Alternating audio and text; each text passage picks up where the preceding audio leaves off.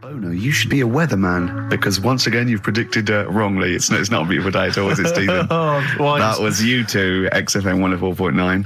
Ricky Gervais, Steve Merchant, Claire Sturgis. Claire Sturgis in for Karl Pilkington. Karl Pilkington is on holiday as we speak. Where has he got? Mauritius, was it? Madeira. I think with his girlfriend's parents. You remember last week he was worried they'd never been abroad, and her dad was saying, what's the way to pack tea bags? Yeah. Carl's going, you get him over there. He was going, I'll put him in a jar. He goes, put him in a jar. I phoned him up in the week, just before he went, I think Friday, said, have a nice time. And out Sunday, and he said, guess what he's doing now? What he said? He's packing margarine. Oh, of course he is. Bless him. My dad does that. My parents always take tea bags wherever they're going. Really? You know, for fear of there being some kind of tea bag drought in France. Yeah. You know. Is it wrong? But I mean, I don't know. Is it because of maybe English breakfast tea you can't get over there? So but you can. Can you though? I mean, you can get peach tips. You know, you tea can is probably the single most popular drink in the world. I know, but what about the fancy foreign teas, your Earl Greys and the like? Well, I don't know. Because I want good English breakfast. Don't bother me with Earl Grey. I don't know what that cup of tea is. It's not tea to me. It's laughable. It's weak. It's pathetic. Do you know what? Earl Grey with a little bit of skimmed milk isn't so bad. Oh, yeah? Yeah. Oh, and is your husband a fan? We've started. It's all off already. All right, we started. It'll go at each other. Sometimes sort of pretending, you know. Sometimes pretending we're not close mates. You know, and friends, you know, all that innuendo and that. Smutty. And I got freaky goggle-eyed thing. Once again, I go too far. I sometimes go too far. I do ruin it when I go too far. So let's be nice. Wow. Let's have a bit of Blur. Ooh. Well, Clever man. Blur, Out of Time, on XFM 104.9, Ricky Gervais, with me, Steve Merchant, Karl Pilkington. Steve's a bit quiet, he's got a bit of a sore throat. Oh, a bit of a sore throat. Murder, all week. It's been murder, Rick. We couldn't work all this week I've because been off, sick. Steve's been in Bristol. Karl, you're not impressed? It's just, I don't understand why having a sore throat sort of... Oh, he's done you. Right, what if the sore throat was so painful it was like you've got broken glass and razor blades in your throat? You can hear now that I'm not even speaking from down in the throat, I'm speaking from the very top of it like that, so it sounds a bit weird. But you're right. What? Your hands are all right, aren't they? Yeah, but we talk when we're writing, don't we? I can barely talk. It was agony. I couldn't sleep because it was so painful. Even when I was just lying there, motionless, it was hurting. I just was surprised because we got back off holiday and called Ricky and said, all right, is Steve all right? And he said, he's had to go back home or something, and he's stayed there because he's got a sore throat. Yeah. I didn't understand why you can't, just go home. I mean, how old are you? What? I don't understand why you've got to be at your mum and dad's when you're feeling a bit ill. I happened to be at my mum and dad's. Now I'm talking like you. When this sore throat really kicked in. So I thought I may as well stay and get a bit of the creature comforts of home. Do you know what I pictured though when he told me? See, my parents aren't like yours, Karl. Your father would have popped down to the phone box and maybe looked to see if there were any kind of throat lozenges. Strepsils. Yeah. Whereas my mum phones at the doctor first thing she can. I'm straight down there with my dad. They're snapping into action. They're trying to sort me out. It's a bit like that Ronnie Corbett thing, isn't it? Sorry. That sorry thing. You're right, Karl. Yes, you're absolutely right. It's just like that. Oh, no, dear. it's just because you just went on holiday with your parents. Well, not with mine. No, with right. Suzanne's, and it won't be happening again. So We'll have more about that a little bit later. Luckily we came in a few times, didn't we? We've been here since about 11:30, haven't we? Yeah, sorting stuff out. Doing a show. What, have you been squeezing his head, or? No, that's strictly between the hours of 1 and 3. We established that. Okay. And I've kept the rules, haven't I? I did practice the grip in the week, didn't I? Yeah, just to see what method he was going to use today. Yeah. I came in, I did my back on Tuesday. I was sparring and I pulled my back and I was in agony, and I got an emergency chiropractor out and sorted it out, and I was on painkillers and I couldn't walk the next day, but I still came in and did a voiceover that was booked at 4:30, didn't I? I got Johnny to walk me in because I couldn't sit down, so I couldn't take a cab, but I could be upright, and I had to got him to walk me in because I was scared someone was going to bump into me, and I did the voiceover. That's still the case, isn't it? Yeah, but right, I got back off holiday on the Tuesday, right? First day back was going to be on the Wednesday, right? So I thought, well, I'll take it easy, because you do that, don't you, when you've been on holiday? The first day you just want to sort of... I don't, I'm straight back into it. Well, Yeah, but it's nice to, do you know what I mean? Yeah. Just sort of look at your emails, go through all them, work out what people need and stuff. Sure. Doss around, yeah, sure. So I thought, I'll take it easy. As soon as I got in, I was told that Ricky had been booked in to do a voiceover. And I thought, can't handle that. Do you know what I mean? On the first day, him coming in annoying me, probably trying to get a week's worth of head squeezing in. So I called him up and he said, I might not come in because I've got a bad back. I thought, well, that's all right, right? Then you just turned up, didn't you? He said, I managed to get in a cab. Yeah, Jolly walked me in, and that's what, yeah.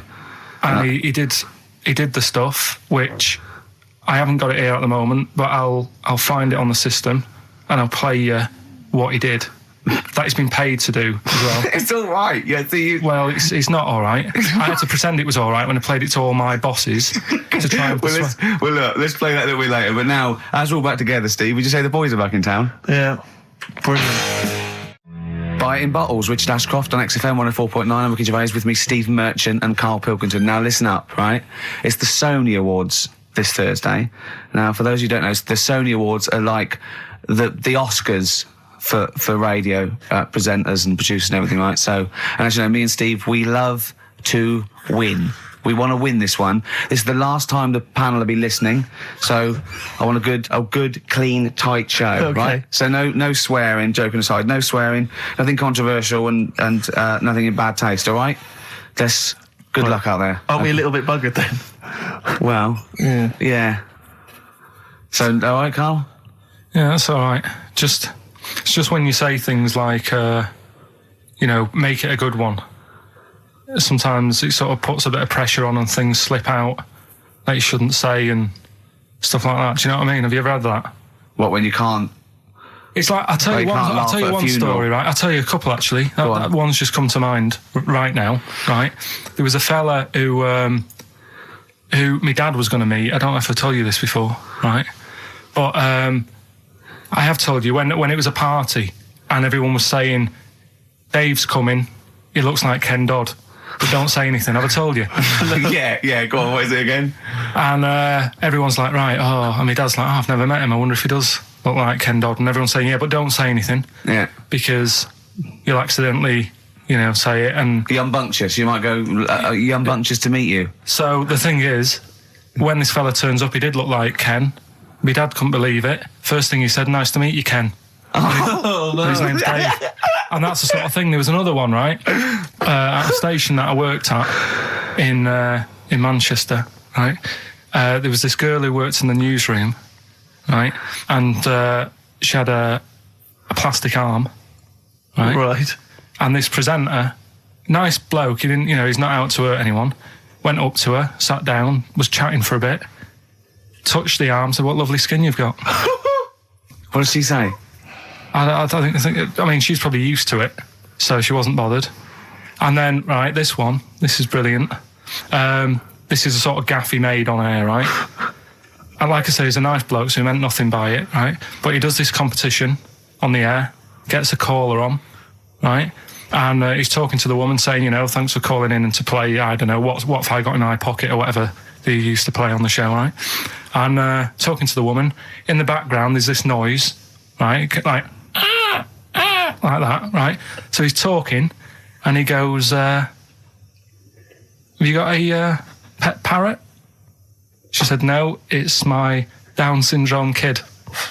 Oh, dear. Oh.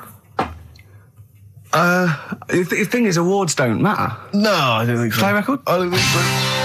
So we're not out to offend or annoy. Badly drawn boy on XFM 104.9. I'm Ricky Gervais, with me, Steve Merchant and Karl Pilkington. I'll tell you what, the Sony's then. Oh. This Thursday at the Grosvenor House Hotel. Yeah. Everyone in radios, anyone has entered their show in different categories saying, they get it down to, Winners this year included the brilliant Dominic Mohan, former showbiz editor of The Sun. Lots of people won. Lots of people won. Lots of people won gold. Lots of people won silver. Lots of people won bronze. We didn't get a sausage. Nothing. This show was deemed not worthy of anything. I mean, not a look in. The panel looked at it and said, well, no, definitely not radio. Didn't get a vote. See, that annoys me on so many levels. Let me tell you one, right? I've never complained about losing an award, okay, ever. Yeah, mainly in TV. I know we've won a lot, but we've been beaten by Peter Kay. Good luck to him. He's brilliant. Beaten by Phoenix Nights, the sitcom. A lot of people like that more than the Oscars, vice versa, right? No qualms. But the shoddy shite that I heard that night beating us, I was furious. I don't understand. There's people regional. It sounds like hospital radio, right? I mean, I shouldn't even be on XFM. I thought, it's beneath me. Yeah. And I thought, well, give them a hand, right? Let's show them. And I want to know who the panel was as well. I do not believe it. How can they I was looking back over some of the shows, right, before I go to Carl, and I've just done a little excerpt of, a trailer of what we do, what we're about, and I don't know how the panel could overlook this. Play a bit, Carl, please. Shaking her muff, minge and tits around does not make her a hoe, then what does? These kids at school with big heads. Carl, what are you talking about? Shut! Oh, my name is Holy Fuck. Right, there's this monkey that was on a train station. Right. What if you mean cock to mean penis? It was my Down syndrome son. Oh, chimpanzee, that monkey news. So we've still got monkey news coming up. You're an idiot! You know what I mean? That's, to me, quality broadcasting. I don't know how they can say that isn't worthy. That's what we sent in to the Sony people. They listened to that. How they didn't think that was dynamite stuff. It doesn't make sense. Actually, I've been thinking about this since Thursday, because I've been a little bit down in the dumps. Yeah. What I think it is that with the TV show, the TV stuff we've done, Rick, we put a lot of work into that. Yeah. We get the script, we spend a lot of time on it. What this show is about, it's very much about spontaneity, it's about our personalities, and I don't think we're ever going to win an award for our personalities. I think that's where we're going wrong. Do you know what I think? I think that when we're together, with the auteurs of The Office and, and we're strong on it, and we're just two, we write it, we direct it, we cast it, we even worry about the font and stuff on the, we do everything. There's a weak link in our midst, I think. On the radio show? Yeah. Right, well, I'm just trying to think what the common factor is, because on the award-winning TV show, it's Bliss You and I. Yeah, I don't know. Well, I'll tell you what, can we play a record and let me think about this, because there must be something. There's got to be a factor. That isn't in The Office that's in this, that means that The Office is award-winning, and this is a pile of shite. Blur and Out of Time. They're joking, there's 2 hours to go. On XFM 104.9, I'm Ricky Gervais, with me Steve Merchant and Karl Pilkington. A new leaf, bit of a blow at the Sonys. Not like that. I mean, we were taken aback. Speak for yourself. Yeah. We've got guests. Jonathan Ross won, and he has guests, so we're going to have guests in. One of which is sort of a tie-in. He's going to explain himself. It's Dr. Neil Fox. Popped in for a chat. It's a pre-record. We've got that. Although live in the second hour, we're going to have a chat to the girls from Tattoo, who are upstairs at the moment in Capitol, and they're going to pop down and have a little chat with us. So we're really trying to, make this more of an interactive show. Mm-hmm. We don't know yet whether we're going to give up or not. It depends how this show goes. Yeah, look forward to that. But we got some great. We went down to the big library, so we don't have to rely on 4 non-blondes and the the 2 jam tracks that are up here. We went down to the big library, and we've got some great tracks, Steve, haven't we? We've got some classics. Should we play one now? Well, before that, I just remember that some of the criticism we received, I think, was that we're perhaps not taking into consideration the listeners. A lot of radio shows, they cater very much to the community, to the area which they're broadcasting. They interact with the listenership. Where's the fun in that? I agree. Well, for me, really. I'd just like to justify why we don't tend to correspond or interact with the listeners. Here's a typical email from Vicky, aged 25. She asks, do you ski? Rick, that's her question. No, I do you ski, yes or no? No, I don't. No, you don't. Right, there you are. Thanks, Vic. Brilliant. Keep those coming in. See, he's turned him against us, Carl. What do you think, Carl? What do you think of Steve's attitude there? It's alright. More insight like that coming later.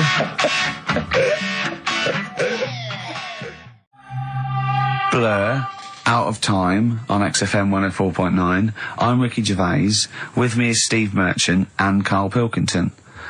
I really like that Blur track. I think it's the best thing they've ever done. Blimey. So strong words. They can quote me on that if they want. Oh, yes. On their, sure on they'll their, rush to. on their, On you their know, one of their posters. albums. Yeah. If they wanted.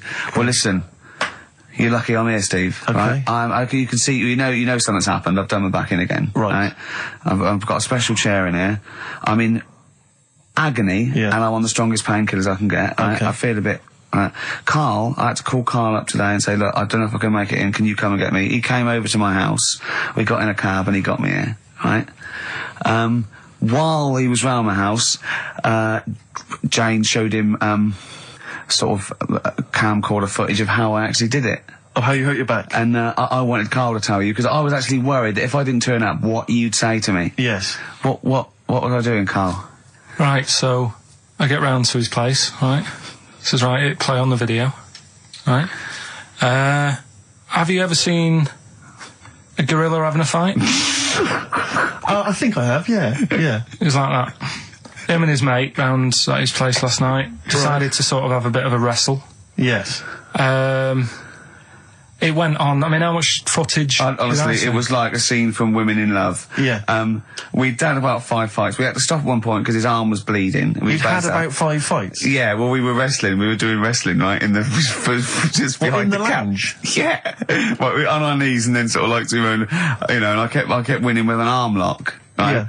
And then the last time he sort of threw me and I went on my back and my back was done. And I was, you know, it was Ian Morris. Yes. It was, you know.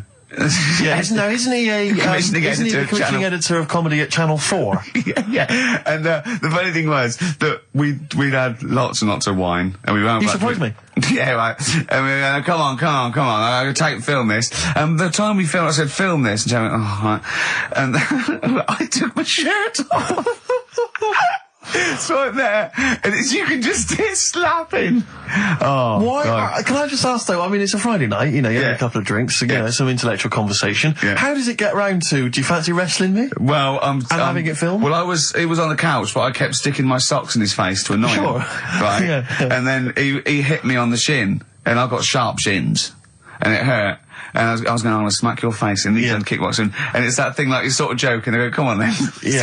And you start, have you ever seen the thing when Jack Osborne fights that skater dude? No. On the Osborne? I was very much the Jack Osborne figure. Right, yeah, the fat bloke who died just come out of rehab. I'll tell you what it was like, Steve. Have you ever seen, like, the David Attenborough stuff?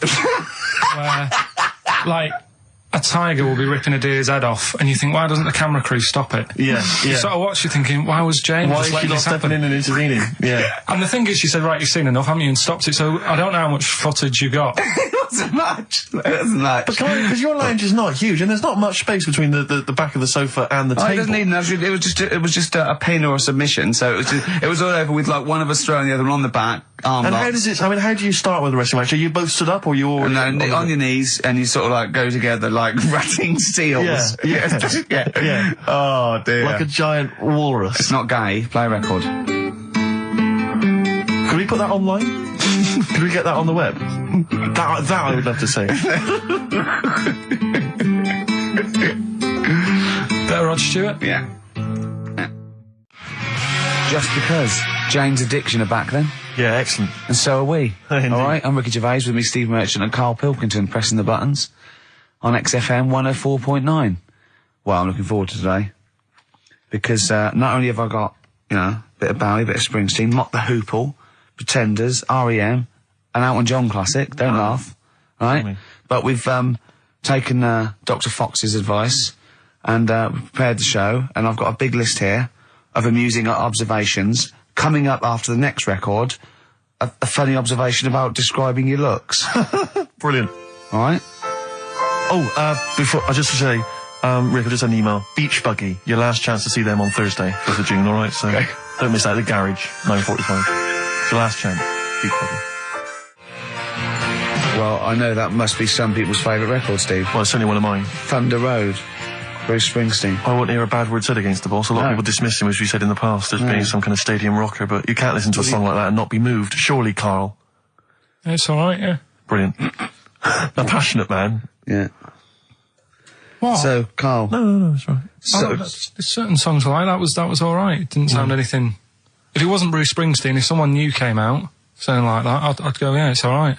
Sure. Do you know what I mean? Yeah. You're a regular Simon Cowell, aren't you? I don't know if I like music as much as I used to now. That's what happens when you work in it, isn't it? Because Danny Minogue was on the telly in the week. Is it like when you work in a sweet factory and you don't nick the Mars bars after a couple of months? Yeah. Yeah. Danny Minogue was on the telly in the week, right? Yeah. And she was doing a medley. Yeah. Why do people do them? Well, to try and get all the hits. I know what you mean, yeah. Well, who's that busy that they haven't got time to listen to a full album or... Well, it was it's like a meal in pill form. Yeah. Well, I like most of Danny Minogue's hits, but I don't like the whole song. Yeah, exactly. So if you want to just like pop the best bits down, 30 seconds, put them all together, yeah. Well, I've got a Stars on 45 record from the 70s. Do you remember those? Yeah. Stars on 45. But it's that, like you say, I mean, this one had it would be a snatch of Stevie Wonder, followed by the MASH theme, followed by Layla, just the intro. It was sort of, it's not music, it's just... Well, we do a bit of that, don't we? That's what DJing is, isn't it? It's a bit of everything. But we play the whole song, don't we, often? Mm. Yeah, we're better, aren't we, Carl? Oh. So what do you want to talk about today? Do you want to look at the list? Yeah, well, it's got describe looks. That's our list. So this is a very amusing sort of link about describing your looks. I don't know. What's this? I don't remember this. No, I just was thinking like, everyone's got an idea in their head, right? Of what Well. Careful, Carl. Don't open yourself up to criticism. Go on, yeah. Everyone's got an idea. Do you know what I mean? Everyone's got an idea of what they look like and stuff. If someone wanted to know what I look like, or what Ricky looked like, or what you look like, Steve, if that... Yeah. What would you use to describe yourself? Do you know what I mean? Words. Not really. I don't understand. What do you mean? Well, like... Someone who doesn't know us, we've got to describe, and what's the game to hopefully get some sort of interpersonal language going, so you know they've got the same image as you, to a certain extent. I'm just thinking, if I was to meet Steve in a restaurant, yeah, right, nothing untoward going on. We're just hanging out. No, just having a chat, just having a normal night out. Yeah. Who's paying? Because I mean, is it expensive? Go Dutch. I mean, right. So, I say to you, I'll see you at 8, right, in this restaurant. I'll turn up at the door. It's a bit of a posh place, right? So he's Steve Merchant in, and the waiter sort of goes, I don't know. What does he look like, right? And where's he from? Just a little French fella. Oh yeah. And what does he look like? So the thing I'd pick up on first, tall lad. Tall, yeah. And then he goes, we got lots of tall people in, right? And I go, big eyes. Big eyes. Yeah. And then he'd go, yeah, he's over there. I'll be honest with you. I mean, you can have dinner and you can buy me dinner. I'm not sure you're going to get anywhere with me. If you're slagging me off. No, I'm not slagging you off, though. That's what I'm saying. Yeah. I'm just using what comes to mind when can I just... Tall and big eyes. Can I assume that they know, like... Could I say, like, easiest for me I'd say, looks like Reg Varney from On the Buses. Would they understand that? Can I use sort of, like... references. He's 30 odd, this waiter, so he'll... Yeah, so I go, right. Oh yes, it's Reg Varney is sitting over there. Yeah. So he went German towards the end. See, I describe you more, Rick, I think, as... I would imagine, I'd say, have you ever seen that Johnny Vegas on the telly? Yeah. Imagine he was inflatable and he just let out a little bit of air. All right, well at least that's nice. What Ricky would look like. As opposed to like, pumping harder. Yeah. Okay, well let's go. Carl I'd describe as, those little red monkeys that you see on wildlife programs, they're in the trees and they scream when they see a leopard or something. I think so. Shave that. Just shave one of those little red monkeys and put some sort of, old sort of Manchester gear on it, maybe. Yeah, you know what I mean? Yeah. An anorak and some baggy jeans. I'd like to see how the waiter would react to that. He's got a picture of a monkey, then he's got a picture of shaved. So he's got no hair, then dressed like some kind of Manx scally. There go, he's over there. Yeah, he's over there, Carl's over there. That's what I do. Brilliant. So, now coming up the verve, after that, an amusing link about gay handkerchiefs. Oh, really? I'm looking forward to this. The darkness growing on me on XFM 104.9. Oh, it's all going well already, isn't it? Microphones fell apart. Carl's shouting because he got headphones on. His music's turned up too loud. Canfield level. God, it got pre-out. Look at him giggling. Look at him laughing. That's so funny because I got a letter here from who was it from? Mike Heel, who sent me a little picture of a little Japanese fella from a film who said looks like me, and he does a little bit. But he says, please can you make Carl laugh? I've never heard him utter as much as a snigger, and I'm worried he may have a genetic disorder. Well, I mean, he has got a genetic disorder, obviously. But, he was giggling then. I hope, people heard you then. Look at his little face. It was a joy. I love the things that make him happy. But I love the fact just before the microphone came up and just before the record finished, he had his headphones on, the music was too loud and he was just shouting, Bauhaus is not working! Bauhaus is not working! I have to play something else! I went and found Ziggy Stardust by Bauhaus. They said, why isn't it working? Look at him giggling! Look, he's lost it! Is he going away? Are you on drugs, Carl? What have you done? He's tickled. Look at his little... He looks like one of those shaved monkeys. Look at his little... Oh my God, I've never seen a forehead glow. I know, it's extraordinary. Oh. And he's got that red shirt on as well, so the whole of him is just a big glowing... Carl, what are you trying? What are you putting in? I'm going to see if I can get this to work. Go on then. Hang on. Brilliant radio. I hope Dr. Fox is listening because I think he's eating his words right now, Steve. Right, I think I've done it. Well done. That's excellent. Right, what Let's play Bauhaus now and let's try and compose ourselves. This is Ziggy Stardust by Bauhaus. Well, there's the darkness. They believe in a thing called love. Carl, do you? This is XFM 104.9. That is my favourite band at the moment. You love them? I absolutely love them. I think they're funny. I think they're straight down the line with a little bit of tongue-in-cheek. Oh, brilliant. Did you see them on Jules Holland last night? I didn't, sadly, no. Brilliant. Were they good? Yeah, absolutely jumped. Oh, I mean, Jules didn't know what to do. was he playing some Boogie Woogie? They wouldn't let him play Boogie Woogie over their song. That's what I mean. That's why he stayed back. But I can't imagine it was very good. Then. He shook the. I'm surprised you say they were good. Jules wasn't thinking. I mean, I thought. Hold on, this is missing something. Yeah. This is missing someone from Squeeze vamping over them. Exactly. But they did well without him. Extraordinary. Yeah. Well, here we are. Then we're back. XFM 104.9. Carl had to leave early last week, but you stay to the end this week, mate? Or yeah. Yeah. You don't need another holiday. Oh, he started already. I mean, Steve's made you look like a bit of a twat already, and it's only 1:05. But the only reason you don't go on holiday is because you have to spend money.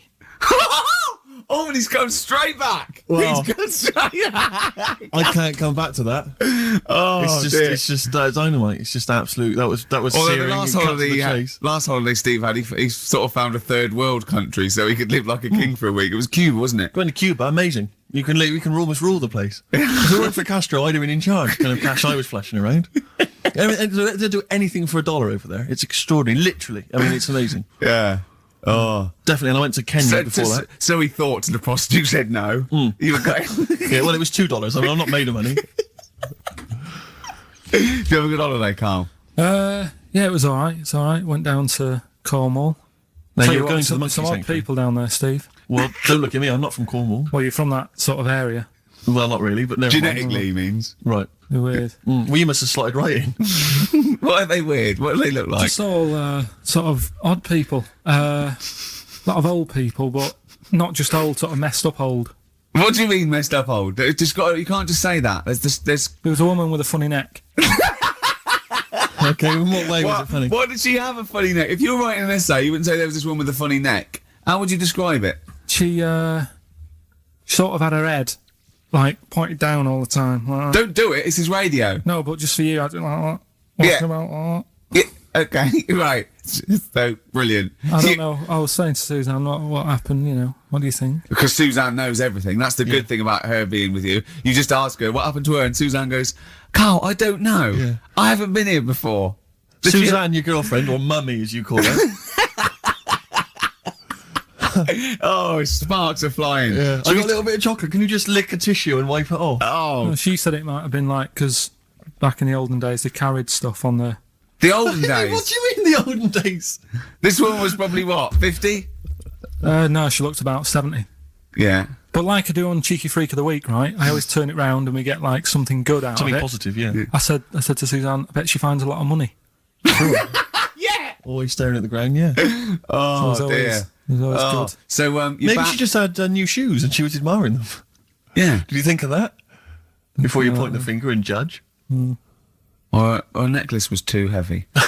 Exactly. So, you're back refreshed. So, What have we got for this week? Have we sort of, because we didn't meet last night, which we usually meet I called you and said it'd be good if we could, I wasn't getting back into London. Well, I was up for it. I was up for it. 7:30, but but we all need to be there. It's not just me and you being there. Yeah, so... Yeah. No, you're right. I mean, you're absolutely right that I wasn't there yet because I wasn't willing to just be governed by your particular schedule. You want to jet back in from another of your holidays. It wasn't a holiday. 8 o'clock. Wasn't a holiday. What do you mean? What do you mean it wasn't a holiday? What was it? It was a treat, wasn't it, for my mum and dad? So it wasn't a holiday. So you didn't enjoy the 5 days off? You'd rather have been here moaning 8 hours a day? 7 hours a day. You see, we said last week that you're always whinging. Here you are whinging now. And you're saying it's not even a holiday. You're saying it's not even a holiday. What was it then? Would like a nurse who take sick children to Florida, would they say having a great holiday? Sorry, what particular ailment did your parents have for the week that they had to fly in Karl Pilkington, MD? Yeah. What are you talking about? Well, all right, it was a holiday. Well then. Good. Now some honesty, now some truth. So you came back from your holiday, you wanted to start back to work straight away, Steve couldn't be bothered to meet. Is that what you're saying? That's what I'm saying. So we've got nothing prepared for this? Well, you can rely on Rockbusters. Right, that's coming We've got nothing. Monkey News. Even though you were away, you were still working? Still doing stuff. Did you go to the Monkey Sanctuary? I'll tell you about that. Tell us about it. Play a record. All right. Do you want Smashing Pumpkins? Smashing Pumpkins. I thought an old classic from them, Cherub Rock. Yeah. Well, there's the best band in Britain, in my opinion. Big words. The Darkness, Growing on Me, on XFM 104.9. I'm Ricky Gervais with me, Steve Merchant and Karl Pilkington. Have you got the album? And already, they've had an argument. Yes. Well, I mean, I don't know whether we need to cheapen the show by discussing it, but I asked for a particular track. Karl is the producer, and he failed to get it for me. He's failed to bring it up from the record library. Completely failed in his mission. He needed to get 2 records, and he failed to get one of them. A 50% error rate there. Yeah, but like I said, I looked in the system. It told me what album it's on. I brought that album up. I'm busy. But, okay, so fine. Fine, you're absolutely fine then. That's no problem. You know, once again, that's a great excuse, Karl. Brilliant. The show has been ruined. It's been partially ruined, but you've got a bit of an excuse. All right. I didn't make a big deal out of it when you said, and whilst you're down there, get us a new 50 Cent single. I never said, while you're down there, get the new 50 Cent single. I asked you if 50 Cent single was lying around. If it hadn't been here, I wouldn't have worried. So I get it, I did that for you. Right. And then I come up, you say, has it got swearing in it? Well, I don't know, it's 5-1, Steve. I haven't got time, I've been whizzing around. You're the producer, it's the brand new single. I'd have thought it had been lying around in the XFM office anyway.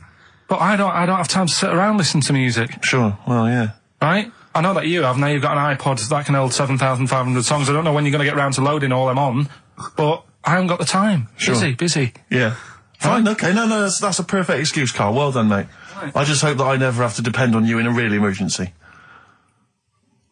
I had a bit of bad luck as well. I wanted to play REM, and maybe the listener can help me here. Can you email in ricky.gervais@xfm.co.uk if you know what song I'm thinking of? It's an REM song. I think it's on the album of the last one before. And he says Mulholland Drive and I'm Steve McQueen. That's all I know. I'm sorry, I can't think of the title, so I need the title to look it up, if you know what I mean. I can't put in like that. I can't put in Mulholland Drive. The system goes, what are you talking about? So I need the actual title of the song to look up to find it down in the library. Oh, well, I'd go down yourself if you're going to go down to the library and get that.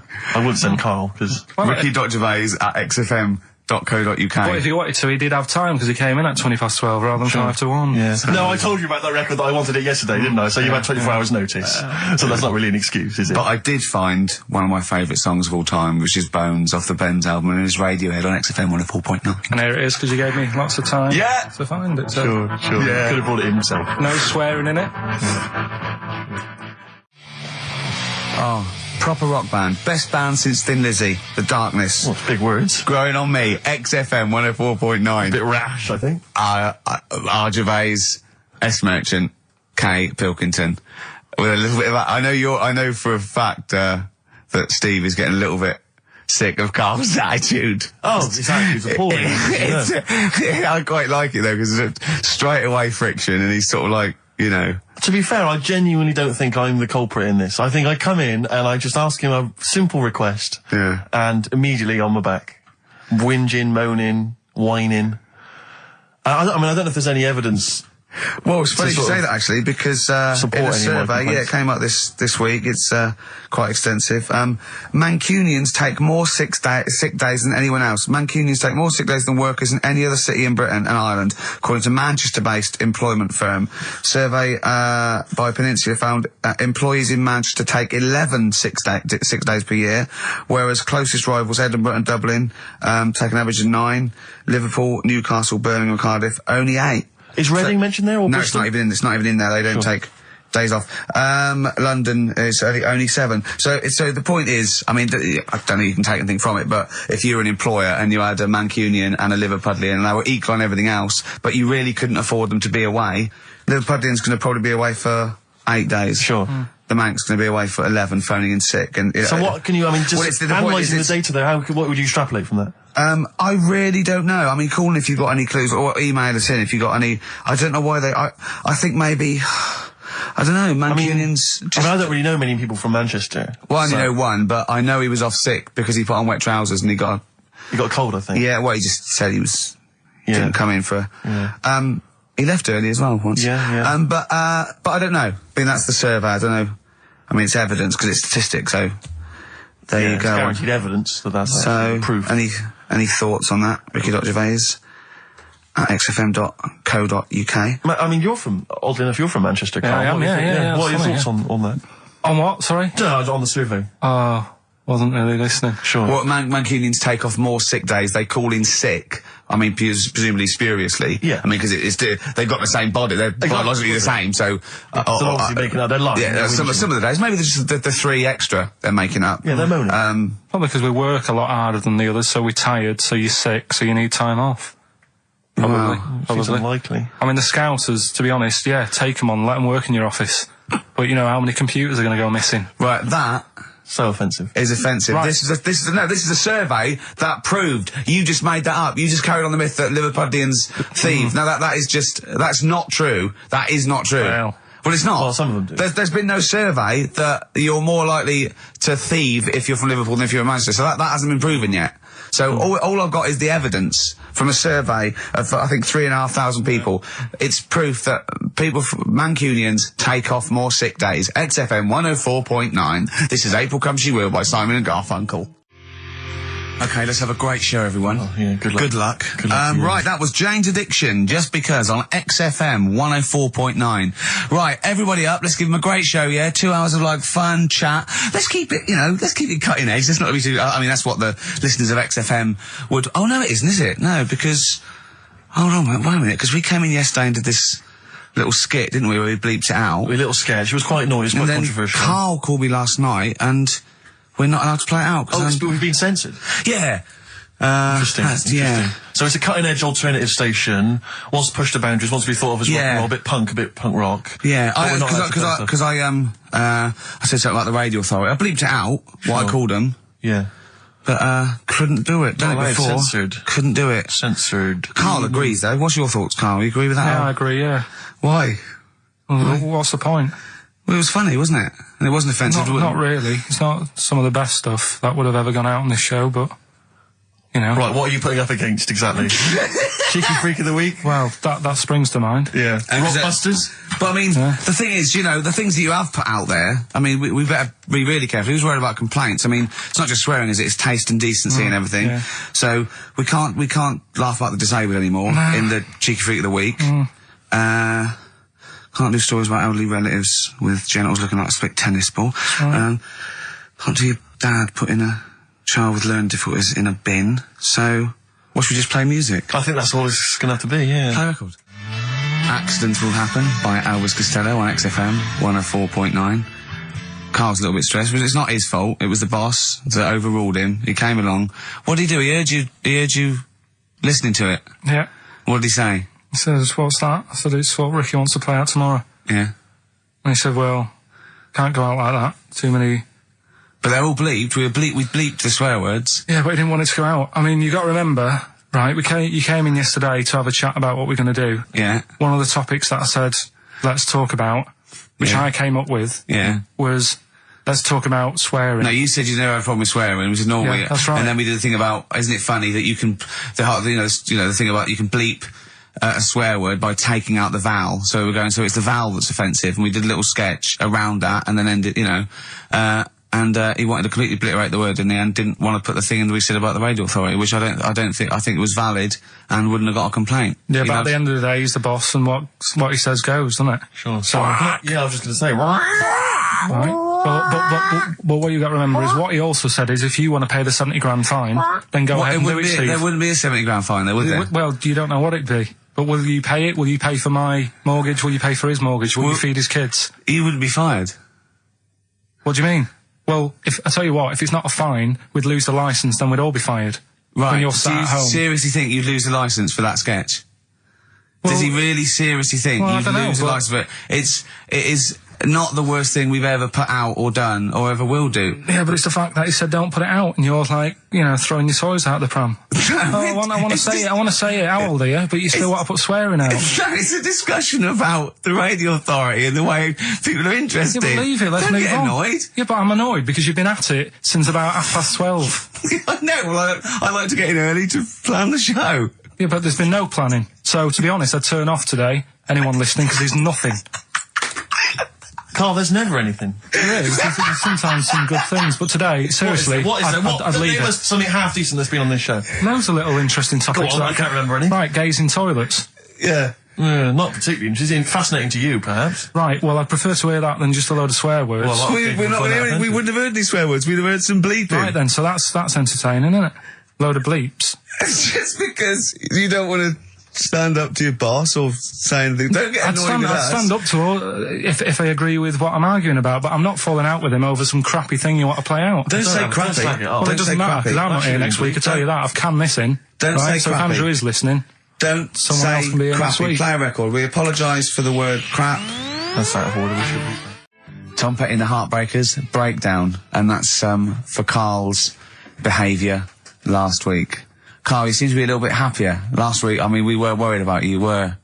You sort of slipped into some sort of like weird depression. You played placebo twice, so you weren't concentrating. I know you're going to say that me and Steve were annoying you, but, you know, that's an easy excuse. I mean, I think the listener can make up their own minds. No. It's just like I say, you know, it's like a murderer, right? He might not have done that if it was a different day, if the sun was out or whatever, and everything just happened at once that wound me up. Right, so it was like a crime of passion. You'd be let off because those sort of you'd never put yourself, say, in a position again where you'd have two people trying to wind you up for, you know, the sake of fun and laughter for the public on a tin pot radio station between 1 and 3 every Saturday. Yeah, but you'd never do that again, would you? Last week it wasn't just for the listeners, it was for you as well, between 12 and 1, before we were even on the air. Why?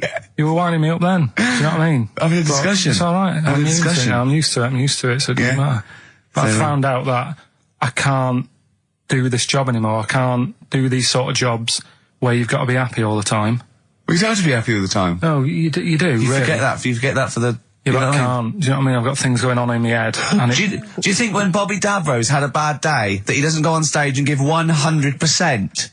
No, but that's... Do you think Les Dennis let all that stuff get in his way when he did that theatre tour to the people in front? Sometimes he had audiences of up to 15 people. Yeah, and he just went, it's them. It's not a private life. Forget that. Bang. Yeah, but good on him. Yeah. He can do that. But what I'm saying is I can't. He's a professional. So I was talking to Suzanne about it because, you know, it did get me down last week. Suzanne's your therapist? Minder. Yeah. Saying to her, you know, I can't do this sort of job. Normally what I do in the week, you know, I'm tucked away in a studio. If I'm annoyed, no one knows about it. I get my head down, I get on with it. I do, you tell them. Go on, next. You know what I mean? Next. Right, but sorry, but what's your point here? So every Saturday you've got to come here, you've got to... be happy, we've got to go, oh, Karl, are you alright? Oh, you're right, your hair looks nice. No, but you know what I mean? That's the first time, innit? Normally people listening go, he's a happy fella, do you know what I mean? They never think you're a happy fella, Karl. Well. They've never heard you laugh. No one has ever... seriously, we get emails all the time, no one's ever heard you laugh. Yeah, but I'm still happy, you don't have to... Well, are you? Yeah. You don't look happy. But anyway, that's the problem with this job. And, I was thinking about it, if do you know, like, if you're a doctor... Sure. And you're on a plane and something happens... Yeah. Even though you're on holiday... You might have to save someone's life just because you can. Next. and I'd be thinking, I'll keep quiet. Sure. I love that. Yeah. See, that's one of the reasons why you didn't actually qualify. as a surgeon. Yeah. I mean, you can still do your consultancy stuff. Oh, sure, but, yeah. you know, you don't actually want the knife in your hand anymore. Brilliant. So you're giving this up, are you? Sorry, and how is a doctor on a plane comparable to this? Because that is just the same situation. Do you know what I mean? He's probably got exactly in his head, he's shut off, he's ready for his holiday. He's going to Hastings for a night. Someone, you know, has a little bit of tummy trouble or a heart attack or whatever. Yeah. And is he a doctor on the plane? And he's like, he's going on holiday. Do you know what I mean? I've got to loosen his tie. Yeah. I can't do that. But what I don't understand, Carl, is you get paid to do this. It's not like we're forced. It's not like it's your holiday. You know that this is your job of work. This is paying for your new kitchen. Exactly. Yeah, but I've got the kitchen now. Oh. It's done, isn't it? Right. Yeah. So when are you done. stopping? When you're quitting? Well, you're finishing, aren't you, in a couple of weeks for a bit? No, so. about 4. Yeah, we finish on the 16th of August, yeah. But, you know, we're only going away for like 6 or 7 weeks again, aren't we? Well, you don't know, do you? Well, we'll give up if you give up. Tell your managing directors that. Well, that's a bit annoying. Why? Because you've just passed the buck, haven't you? I haven't passed the buck. This is 3-way. You know, you get your name in heat. You're in the title now. It's Ricky Gervais, Steve Merchant, and Karl Pilkington. And now you want to go, I don't want to do it anymore. Carl, think about it. I don't know whether you've noticed, but we don't provide anything on this show. So if you leave, we have to go. Well, let's put a song on. Now just think, don't be so selfish. Don't be so selfish. We need you. We've got nothing. Think of the... Jane's Addiction, Just Because on XFM 104.9. I'm Ricky Gervais, with me Steve Merchant and Karl Pilkington. We're all here then. Oi, oi. About 1:05. Yeah. Got 2 hours to go. I imagine you've got all kinds of treats lined up, Rick. Well, there's lots of things on the show. Great music, you know. Nirvana, Radiohead, The Darkness, to name but 3. Can I play something from Led Zeppelin later? Yeah, please do, and maybe some Neil Young. Oh. Now, coming up also on the show, we're continuing a thing we started. We've only got 4 weeks to go before maybe we either give it all together or go away for a couple of months. Is it 4 weeks or 3 weeks now? Is it 3 weeks? Oh, I don't know. I think it's the 16th of August, isn't it? Cannot end soon enough. Wow. Might be that. It'd be a shame to end it forever, but it's all up to Karl. So, again, he's in a grumpy mood. We've told him to try and up his attitude, and it's them. It's the listener that counts, Karl, not us. We may be feeling bad, but you, the listener, counts. You come first, yeah? Okay, up, yeah? Big 'em up. Big up London. Big up you, the listener. Karl, leave yourself at home for a little while, yeah? We're going to continue that thing we started last week. We're doing the list of the most hated people in Britain. It's not us, it's the listener. So we're, keep coming with those suggestions of people you just, obviously, you don't hate them. We don't want a list of mass murderers, dictators and politicians. You can't have them, but mass murderers and politicians, what's the difference? Good point. Good point.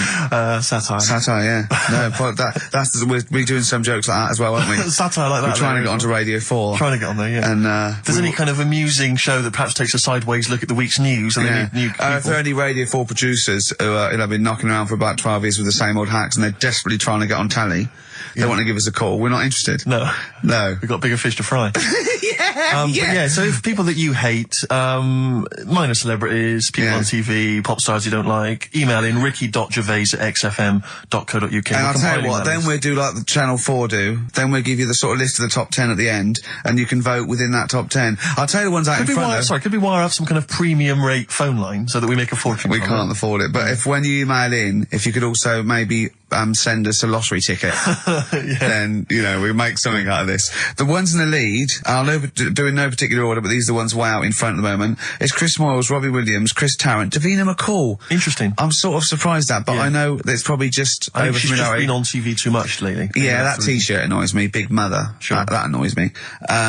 We don't care. We don't care whether you're pregnant or not. Loads of people have children. Yeah. I don't care. Get on with it. And Dominic Mohan. So but think of your own. There's a lot of people just coming up behind there, though. Graham Norton. He's just approaching from behind. That's the sort of stuff. It's sort of like we've done satire, we've done innuendo. I mean, he's the king of the double entendre. Well, he's the king of the single entendre, but we can double it up if you want. If anyone... 104.9, this is the sort of things we're available. Go on. I'm loving this. This is going to be good. I'm loving what's coming next. What? If any of the producers of Carry On London are listening and they need some new talent to write some smutty innuendo, I think we're your men. Yeah. Anyway. Karl, you better press the knob, right, to start the record. Spunk. Smutty. Kings of Leon, Molly's Chambers on XFM 104.9. Thanks to Lauren Laverne there for the last few hours. Coming up, we have got some great music, Steve. We've got Kings of Leon, as you heard. We've got Albo, we've got The Darks, we've got Coldplay, Coral, Rolling Stones, we've got some Springsteen, The Smiths. Do you know what I mean? Do you need any more? And with all that, we've still got Pete Skinner with his wacky weather report. Excellent, good old Pete. Hey? Nice to have him back. Good news, Steve. Got some here brought in. It's just a normal soup. It's Rooster's Pride. What flavour soup's that, Steve? Oh, I know you brought that. And it's all it's a genuine article, and it's cock soup. Can I have a closer look at that? Maybe there's some more humour I can draw. What, you want a closer look at my cock soup? Just a cock soup. Let me just. It says here delicious, appetizing. 3 to 4 servings. Because you know what I'm thinking of when you're talking about the soup. I'm thinking of innuendo. I'm just thinking of a man's cock. Penises, yeah. Let me just say. It's the darkness. Use Rooster's Pride cock soup as a snack with crackers or toast. Still thinking of a normal knob. An appetizer, again, or a soup base. That doesn't really work as an innuendo. No, that's disappointing. We'll work on that, though. The darkness growing on me on XFM 104.9. Going well, isn't it? I've enjoyed it so far. It's been a bit naughty and everything. Yeah, a bit like, smart. Nothing wrong with that. No. Carl. All right. Having a good day? Not bad. Yeah. What mood are you in this week? What we always mood is trying that? to assess each week. You know, it's a bit edgy. He's got a red head. What's all that? You've got a red head all around the side and the front. What's that? Sunburn? No, I think I'm allergic to having my head rubbed. Right. Right. Now, who would rub your head? That sounds a bizarre thing. Your girlfriend? Weird, isn't it? Yeah. Well, I was rubbing your head. Well, yeah, but I was squeezing his head, fair enough, and he was screaming in agony. And then he went and made me a cup of coffee. And as he came over, just spilt boiling hot coffee on my legs. I'm all wearing shorts, and he went, "Sorry," just like that. It's like a series of Jackass out there this morning. I mean, my legs are burnt. Your head's a little bit red. But apart from that, having a good day. Not bad. I was on the way in today, right, Steve? Walking in? Walking in, always walking in. I get left early and stuff. I like to get in early, get some bits done, that. Yeah. Monkey News, Songs of Phrase. That sort of thing. And living in London, right, there's a lot of shops that open early and stuff. Do you know what I mean? People say that's a good thing about London. Yeah. It's almost like 24-hour city and stuff, right? I'm walking in and there's like, you've got your news agents open. Obviously. Selling newspapers and that. That's good. They've got to be open early. Then you've got your coffee shops, your Starbucks. Have a cup of coffee in the morning. Do you know what I mean? They're doing well in the morning.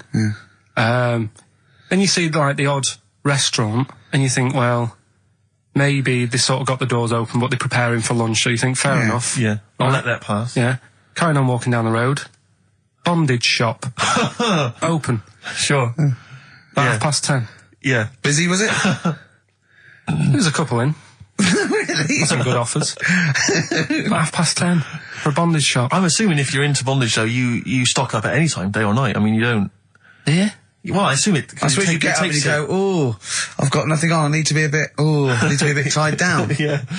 I need some rope. These clothes are too baggy, I need more belts. Oh, God. I need more straps. Yeah, get some rubber on my face.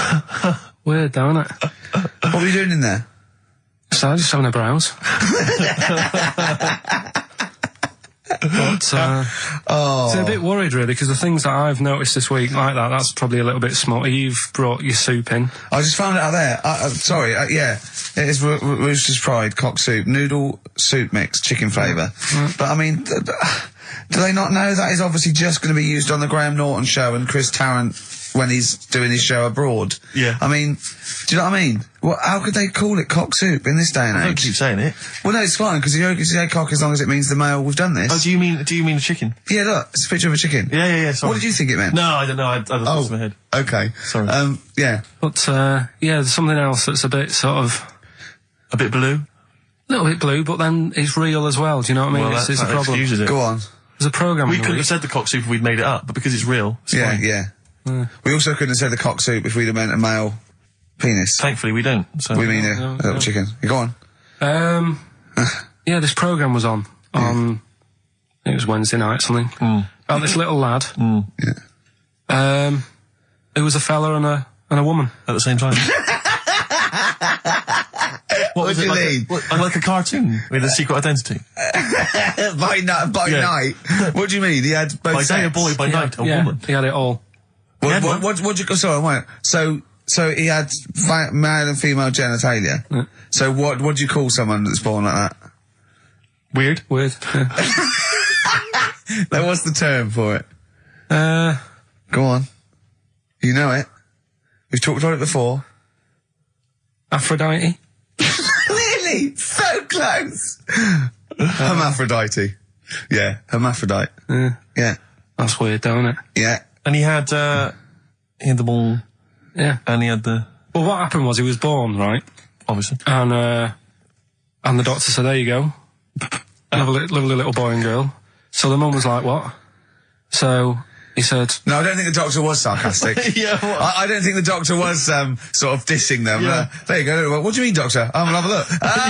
Exactly. There's a cock, there's a minge. All right, see you later. What are you going to call hit? But doctor, what do you mean? Have a look. He wasn't sarcastic. He didn't give Doctor, clues. tell me what you mean. Give me a straight answer. He probably went, oh shit, she's got a cock. He didn't go... He wasn't sarky to the parents. No, Anyway. but I'm just getting across. Do you know what I mean? I always had a little bit just to... Yeah, I know you spice do. it Yeah. up, You should spice be it a up. newsreader. Be brilliant. So there's a little kid lying there. Yeah. And the mum says, you know, what am I going to do then? So the doctor, I mean, I'm condensing this. It was like Sure. an hour long. Sure. Yeah. Yeah. So he says, she said, what will I do? And the doctor said, well, he's not sort of well hung. Right. Oh, So he's not sort of well on. This doctor has been, I assume, has been struck off since for saying these things. It was a real doctor. It wasn't Dr. Fox. Yeah. Right, go on. So the doctor said, so I recommend that we make it a woman. Right. Right? So they sort of do a little bit of... Jiggery pokery. Yeah, a little bit of work. And I don't think that's true, Carl. No, it is. It was on the programme. But I think they can tell really what they were meant to be from their chromosomes, can't they? They can tell whether they're X, Y, Y, or Yeah, X. not just... It's not It's very just- well hung. No, I Yeah. tell you what, because back then, when this was going Yeah, on, no, right, I'm just thinking they might not have had the doctors then thought if you had a kid, right, and you thought, it's a bit ugly, maybe it'll have a better life if it was a fella. If it was a girl and it's a bit ugly and you think it's going to get a hard time. Right, don't talk shite. What? What? That a doctor would go, right, you've had a young girl, I'll tell you what, she's a pig, let's pop a cock on her. Don't No, talk I'm not saying, shite. I'm not saying that. What I'm saying is, say if you have like I say, a girl, I just think it's harder if a girl's ugly and Yeah. she's growing up, she Yeah. has a harder time. Yeah. Don't you agree with that? If Possibly, Yeah, but you don't they change someone when they they... don't- when- No, yeah. You don't change their gender No, because but they're I'm a just bit of a saying minger. what I'm saying is the Elephant Man would have had a harder time if it was Elephant Woman. Is what I'm saying. But listen to me, listen. What the doctor was saying is, if you get a baby before it's 2, Yeah. back then they thought you could sort of say, well, instead of giving it a go-kart, give it dolls to play with. Right, back when? What are we talking about? The Middle Ages? We put a song on, come back to this. Yeah, it's Bruce Springsteen, Atlantic City. Elbow. Alright? Fallen Angel on XFM 104.9. Well, we're back. I'm Ricky Gervais, with me Steve Merchant and Karl Pilkington. Carl's all a little bit, I don't know, he's a bit frustrated. He's sort of a bit sweaty and fed up today, aren't you, because of the heat.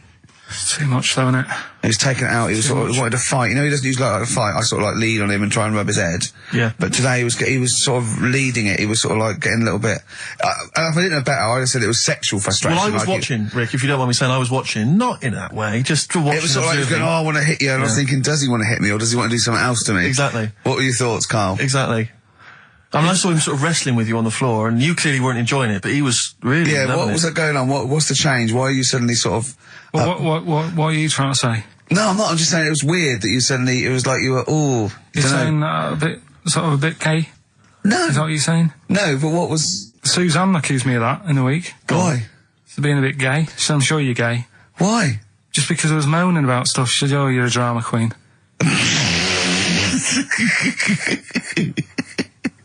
Right, well that's What were you moaning about? Not having enough gay sex? No, she didn't have a knob. Yeah. It's going, oh, why don't you get yourself a nice little knob? Yeah. I mean, can I call you Frank, Could please? you wear this false beard? Yeah. It's just, well, we'll talk about it later. It was about the 7 Wonders. I just wasn't that impressed. He wasn't impressed by it. He said, Well, we'd say that, yeah. Well, we got a top show coming up. But if you are a little bit, just a little bit sexually, don't be afraid to let it out. I mean, if you want us to relieve you of it. I'll tell you what. Let's have a little bit of Maggie May by Rod. It's some beautiful day. Killing a Georgie. That's your favourite song, isn't it? Oh. That's weird, isn't it? Strange, isn't it? That's weird. I'd like to hear Rod Stewart singing about a lovely lady, please, Carl. As would I. You can picture whatever you want. 1:05 then, already, over Saturday, so I'm Ricky Gervais. That was Placebo, yeah, with special needs, which brings me to my next point. With me, Karl Pilkington. Karl Pilkington, there he is. Steve Merchant, 104.9. That's it. We're back then. Well, for one last time. Well, it's certainly the end of the season. We're away for at least, 2 months. We're doing the Office special, and possibly forever, depending on whether Karl decides he wants to carry on with this. Because, I mean, we do this for fun. We don't need to do this. We don't need to do this for, money. Obviously not. The kind of money you're earning, Rick, you do not need to do this. I don't need to. It's quite honestly beneath me. Yeah. We don't need to do it to further our career because it's embarrassing being on XFM. Didn't say, do not even bother cashing those XFM checks. It's not worth your while. No, it's not. It's not. The time it took to sign them, Exactly, it wasn't worth it. So we do this basically to ridicule Karl on a large sort of platform. I say large platform. Yeah. XFM. No other radio station will have us. It's roughly the same as standing up in McDonald's. I imagine so. But of a lunchtime though. Yeah. Or when it's just the cleaning staff mopping up. Yeah. So, and if Karl doesn't come back, he's breaking up the three-way partnership. He's very much forever. Sting, isn't he? Like, 1986, 87? Exactly. He's going to go off and sort of make some quite poor, sort of jazz-inflected white man soul, and leaving us to go about our business. Play pizza places. Exactly, yeah. Yeah, well, I'm going to go into sort of maybe writing Dad, why can't I be in the CIA? Yeah. You don't know anything about it. You're a drummer. Yeah. So we'll have to see. I mean, do you think anyone cares? I wouldn't have thought so. Because I think if someone was interested in having some good chat and some great laughs, they'd spend more time with their friends. Yeah, or listen to another radio station. Or listen to a decent radio show. I think something like that, they listen to XFM for some music to have on in the background that's loud enough so they can hear it while they're hoovering. Yeah, I don't think our fans hoover. Well, true. I think you've got to have... Or shoot up, whatever. I think you've got to have a house to hoover. I'll tell you what I do want, though, some great music. They do indeed. They'll be saying, "Since You've Been Gone." See that? That's the sort of link I can do if we stay If you together. could cut out all the other drivel you speak, you'd be great on Magic. I know, yeah. You've got to... Come on. I know, you've got a rainbow something, haven't you? Rainbow. You got a rainbow something. Oh, it's rainbow. It's the best of. You've been voting in all week, sending your emails. So here's the clips that you wanted. Alright, so, here's the first bit. Where are you going, Lanzarote? Yeah. Where's that? Don't know, Suzanne sorted it out. I said, Lanzarote, is that Africa or is it Spain or Portugal? Just took you, I don't know. What do you mean, don't know? I goes, well, what's the currency? I went, don't know. I said, Suzanne booked this one, did she? Yeah. I thought, where is it? Is Lanzarote African or? Foreign. Somewhere foreign. I was looking last night, and, doesn't look that good. There was like one of the highlights of the things it says you've got to do is go and have, apparently they've got restaurants in caves, and that's like one of the things they say you must do. So, if that's a highlight, do you know what I mean? Right. So I'll do that. Go and see what that's like. Yeah. When you're on the beach, Carl, do you wear the very, very tight Speedos? No. Do you walk around with them? Sort of longish shorts, t-shirt on, probably with a sort of a light shirt on top of that. Right, sure. So quite wrapped up then. Covered up. Do you wear a hat? Because obviously the bald head, there's risk of sunburn. No, I just put a bit of lotion on it. Lotion on there. Yeah. Just have a bit of a wander down the beach, have a look. Yeah. See if there's any old blokes with their tackle out and a backpack. I'll have to look forward to, so yeah. Well, there you go. Yeah. Well, we're looking forward to finding out how you get on. Yeah. And interested to know what she gives you on Christmas Day. More scintillating chat after this next song. We've had a lot of emails, Carl. I don't want to sort of put a dampener on your Christmas, but a lot of people have been slagging off Lanzarote. One of them just said, I don't know if I can find it. It is Canaria, isn't it? It is one of the Canaries, isn't it? It's a volcanic island covered in volcanic dust. It's very windy, so you have to dig a hole to sit in on the beach, and there's hardly anything to do. That's from Mike Godham, and he says, unless you like quad biking, well, you've seen what happened to No, Ozzy don't Osbourne go this quad week, so don't do biking. that. Not with your little head. There's no protection at all, is there? I don't know what you're thinking. I don't know. At least Rick Mann and Ozzy had lots of hair. Yours would be like Humpty Dumpty. It would crack like a little egg. And then we'd seen there's no kings or kings horses. So, They couldn't do the job anyway. No, we shouldn't really send them. They're not really qualified. Horses not equipped to put back Send an a egg medical man. man like Neil Fox in Yes. to mend but not eggs. some kind of military horse. I bet he's had egg on his face a few times, hasn't he? What, Foxy? Yeah. Well, most of the series are Pop Idol. Right, Carl. Lanzarote, good or bad? Well, you got to give it a go, haven't you? Yeah, well done. Give everywhere a go. Exactly. That's what I was saying. Don't just take the word for it. I mean, if it had said an Alanova, Lanzarote shit, he'd have believed it. Sure. If he'd have overheard it in a pub, Lanzarote a crap, he'd have believed it. He'd have seen it on a website that was mainly concerned with monkeys and witches, he'd have believed it. Yeah. As it is. Everybody raves about New York, and when I went there, I thought it was rubbish. Well, you're an idiot then, because that is possibly though, the isn't it? greatest city in the world, along with London. Subjective, though. That's why they have holiday programmes and that, innit? So you see it and you decide for yourself and that. Yeah, but you saw Venice on a holiday programme, as you put it. You went there and you went, it was rubbish, full of black bin liners. Well, it is. Right. Didn't they show them? It stunk. Didn't Judith Chalmers say that? Oh, it stinks here and there's loads of rubbish everywhere. No, she didn't. Did she mention that? Oh, that's what I mean. So it depends what you want from holiday, doesn't it? Well, yeah. But So... you're an idiot if you don't like New York, so next. Anyway, come on, break up, guys. Kiss and make up. Well, the general public are getting involved with Carl's holiday, and, I mean, this has been a damning report on Lanzarote. There's not been a positive word written about Lanzarote so far. Wow. It's volcanic, there's no natural water supply. Apparently there's no natural water supply, it's You all have to sit in a imported. hole. What do you think of this, Carl? What do you think of the people that want you to know that you're going to a rubbish place when you can't change it? What do you think of that? rubbish though, will it? What do you mean? Be all right. What do you mean it'll be right? Because I'm going to go there thinking, oh, there's no water and that, and there will be water. No, they didn't say there's no water. What did they say then? There's no natural water supply. Whatever. I'm not bothered. Doesn't bother me. All right. I'm going to have a good time and that. What are you going to do? What's your plan to do? Got a book. What book you got? Rich Hall book. I'm just going to read that. Brilliant. And the weather's better than here, isn't it? What's the matter? What's the matter with I've Carl? got something to cheer him up. Someone's emailed in, Emma's emailed in, she said that for those that know, those in the know, they referred to Lanzarote as Lanzagrotte. Brilliant. He's a bit fed up. He's got 2 CDs for Christmas from a company that's he's been with for 6 years. He's a little bit grumpy about having to answer the phones. He wouldn't go and make Steve another cup of tea immediately. Selfish. Yeah. Carl, what are you thinking?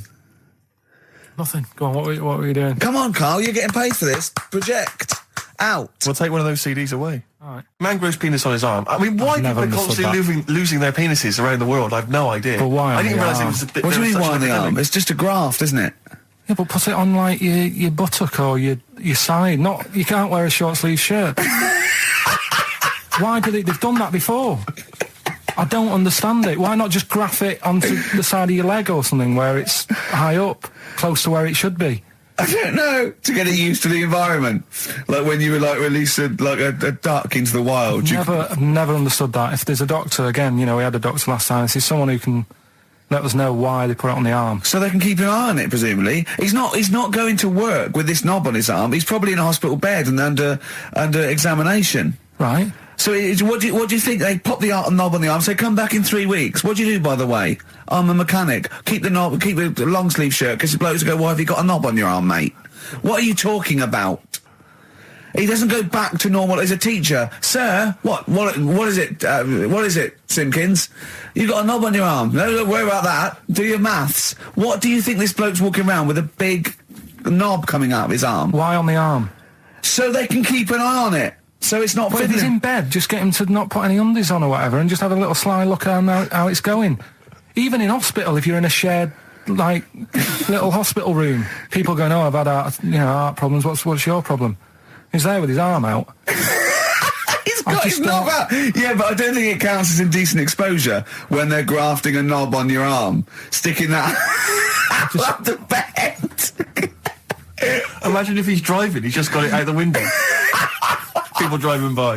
Yeah. The fact that at the end of Is that bloke giving me the finger? At the end of the man grows penis on his arm story, it says, a Moscow surgeon said the man will be able to have sex in a few months. He said, women will never suspect. But what kind of a doctor talks like that? Yeah. I'll tell you, it's his cock now, seriously. The birds will never know. He'll be able to go berserk. Yeah, They'll never realise we grew it on his arm. That is unbelievable. Will he have a little scar on his arm, do you think? Yeah, I don't get it. Like I say, 83936 if there's a doctor out there. Or indeed, if you've ever grown... Or a tailor. Making you a shirt. What side do you wear your cock on, sir? It's on my left arm. There's only one bird that has a penis. It's Which not bird is a it? joke. It's not a joke. It's not a joke. This is a genuine trivia question. I'd say... I think I've seen one on this. Is it an ostrich? Right, you're going for ostrich, Carl? I'll go for ostrich as well. Right. Did you come up with that yourself, or...? Yeah, I was going to say that before you said it. Well, guys, you went for ostrich. Chicken? You're both wrong. It's actually the swan. The large chicken. Yeah. What? That's a bit worrying then, because I thought I saw an ostrich penis, so what was I looking at? I don't know, were you just examining it closely at the zoo? What were you... I was just... It's probably a strap-on. It was probably two leather ostriches giving each other one. Exactly. And that's how that can influence people. Things like that. Dirty, filthy leather ostriches can confuse a child if he's at the zoo and he doesn't know. A swan's got... That's really annoying. I'd never give a swan a knob. It's the little puffiest of all birds, isn't it? Yeah. Oh, I'm protected by the queen. But I need a knob. If I had to give a knob to any bird, Good question. I wish I'd posed that myself. If you could give a knob to any bird, what would it be? Phone in. vulture. Of course, a vulture. They need a big veiny bang stick. Yeah. What about yourself, Carl? If you could give a knob to any bird, and don't make it rude. Or if I could give a knob to any bird, What bird do you suit it up? It's got to be a bird of prey or something like that, hasn't it? Cool. Just a robin, really. That would be amazing. That would be Christmas cards would be like... Yeah, but it's a normal human-sized knob on a robin. That'd be great, wouldn't it? And the other thing annoying about this is ironic, right? Now, the male of all bird species they're called a cock. Yes. Right. But the only bird with a cock, right, is called a cob. Is that what a swan's called? Yeah, they're cob and pen. They're not cock and hen. That's and he's got he isn't a cock, but he's got a cock. Yeah. Quick query there, Rick. Go on. When you said then cock, presumably you meant male bird the first time you said it. Yeah. The second time you said it, you said cock. Did you mean the penis? Well, you're showing off the whole farce of radio broadcasting. Because you're not really allowed to say cock. No, exactly, no. Penis. One cock would cause great offence. Yeah. The other cock's fine. Exactly. It's weird, isn't it? It is strange. It is strange. So, I mean, if I said now to you, I like cocks. Yeah. Meaning birds. Yeah, that's that'd fine. Be fine. Yeah. But if I meant penises, it would be a problem. If you like cocks and it was penis, Right. that would be... Carl, do you like cocks? Do you like cocks? No. Right, okay, that's fine. I was asking if you like... No, I like, Yeah. Well, I'm a big fan of tits. The small birds that come down and peck at you. Yeah. Yeah, you like tits and cocks. There's nothing... Tits and cocks. There's nothing wrong with... There's nothing... Carl, don't worry. There's nothing wrong with saying tits and cocks. When I said tits, I meant the little birds. Yeah, And when I said cocks, I mean the big birds. Yeah. Do you know when... Go on. No, it's just that... It's when you're talking about tits. Yeah. At the milk. Do you... I like the fact they flutter away when they hear the milkman coming. Oh, come on. So when... What are you talking about? No, when the milkman's coming, when he's walking up... Okay, 104.9, Ricky Gervais, Steve Merchant. We're not actually here. It's the best of. I feel drained today. Do you? Go on. This is the strangest radio show in the world. Yeah. Isn't it? Yeah. Because when we can do that, we can talk about this and go, I feel drained today. Just like he's not... Like, no one's listening. Because that's the sort of thing you say socially and no one listens. Like, just when you're watching up, I feel drained today. It's rhetorical. Yeah. You're not expecting anyone, not even your loved ones, to go, oh, really? They just go, that. But to do it live on air, no one's listening. What I mean is just give us a jingle. But the exactly. But the truth is, the contempt we have for our poor listeners is unbelievable. The listeners aren't listening, and we don't want to be here. So this really is one of the most pointless things ever. No, would have been quite happy to do a full show. But you know what? The flow of it's just. I would love to listen to this back in 10 years. This actual show. Let's keep this forever. Let's keep this show forever. The show we went early. We were bored. It was a day we're trying to save Africa, but we're a little bit annoyed that no one's listening. Yeah, right. right. Once and for all, the final monkey news of the year. Oh, go on. What were you going to say? No, I was just going to say, if you're not into the Live 8 and you're gay, you're not listening because you're on a walk. Right, okay. Right. Oh, chimpanzee that monkey news. Right, there's this card game going on, right? in the a big hotel in Vegas, Right. The Luxor Hotel in Vegas. Yeah. There's a major card game. All the big players and that Sure. were involved. Right, they're all invited. Anyway, so they all meet up in this dark room at the back of the. Oh, there we go, dark room. At the back They didn't work. They didn't see the little 4-foot hairy fella. It was brilliant at poker. Like I say, it's a big game, and that everyone's been waiting for it. So it's played in the back room, not in the main entrance bit, right? So anyway, like I say, it's dark in there and what have you, and the players went in. There was already someone sat in there, right? Right. But they Short bloke? couldn't quite see Was he him. a short hairy bloke with slightly longer arms and legs? Couldn't see him. Where because are his arms slightly longer than his legs? couldn't see Strangely him with it enough. being dark. Was he and what have you. holding his hand of cards with his feet? Anyway. So the cards were dealt, right? Cards were dealt, game's going on. His cards with his feet. Game went on for hours, right? There was- No one's listening. The terrible thing is that not even we're listening to Carl now. I know. Literally no one is It's listening so to Carl. insulting. There was a lot of smoking going on. It's going on. A lot of eating and nuts going on. That was a bit weird because they don't normally get through as many, but for this night. So, come on, let's just play Bruce. Carl, let me ask you now. Carl, you will be a little bit unnerved about this. Have you seen the film Jurassic Park? Yeah. You know what happened there? Well, according to the Sun here, it says scientists are planning to clone mammoths for a theme park. Look at his face. Look at that. He looks like a dog caught in the headlights of a car. He's I terrified. love Carl. He's sprung to attention Carl. there. Is that the best news you could have? Man moths.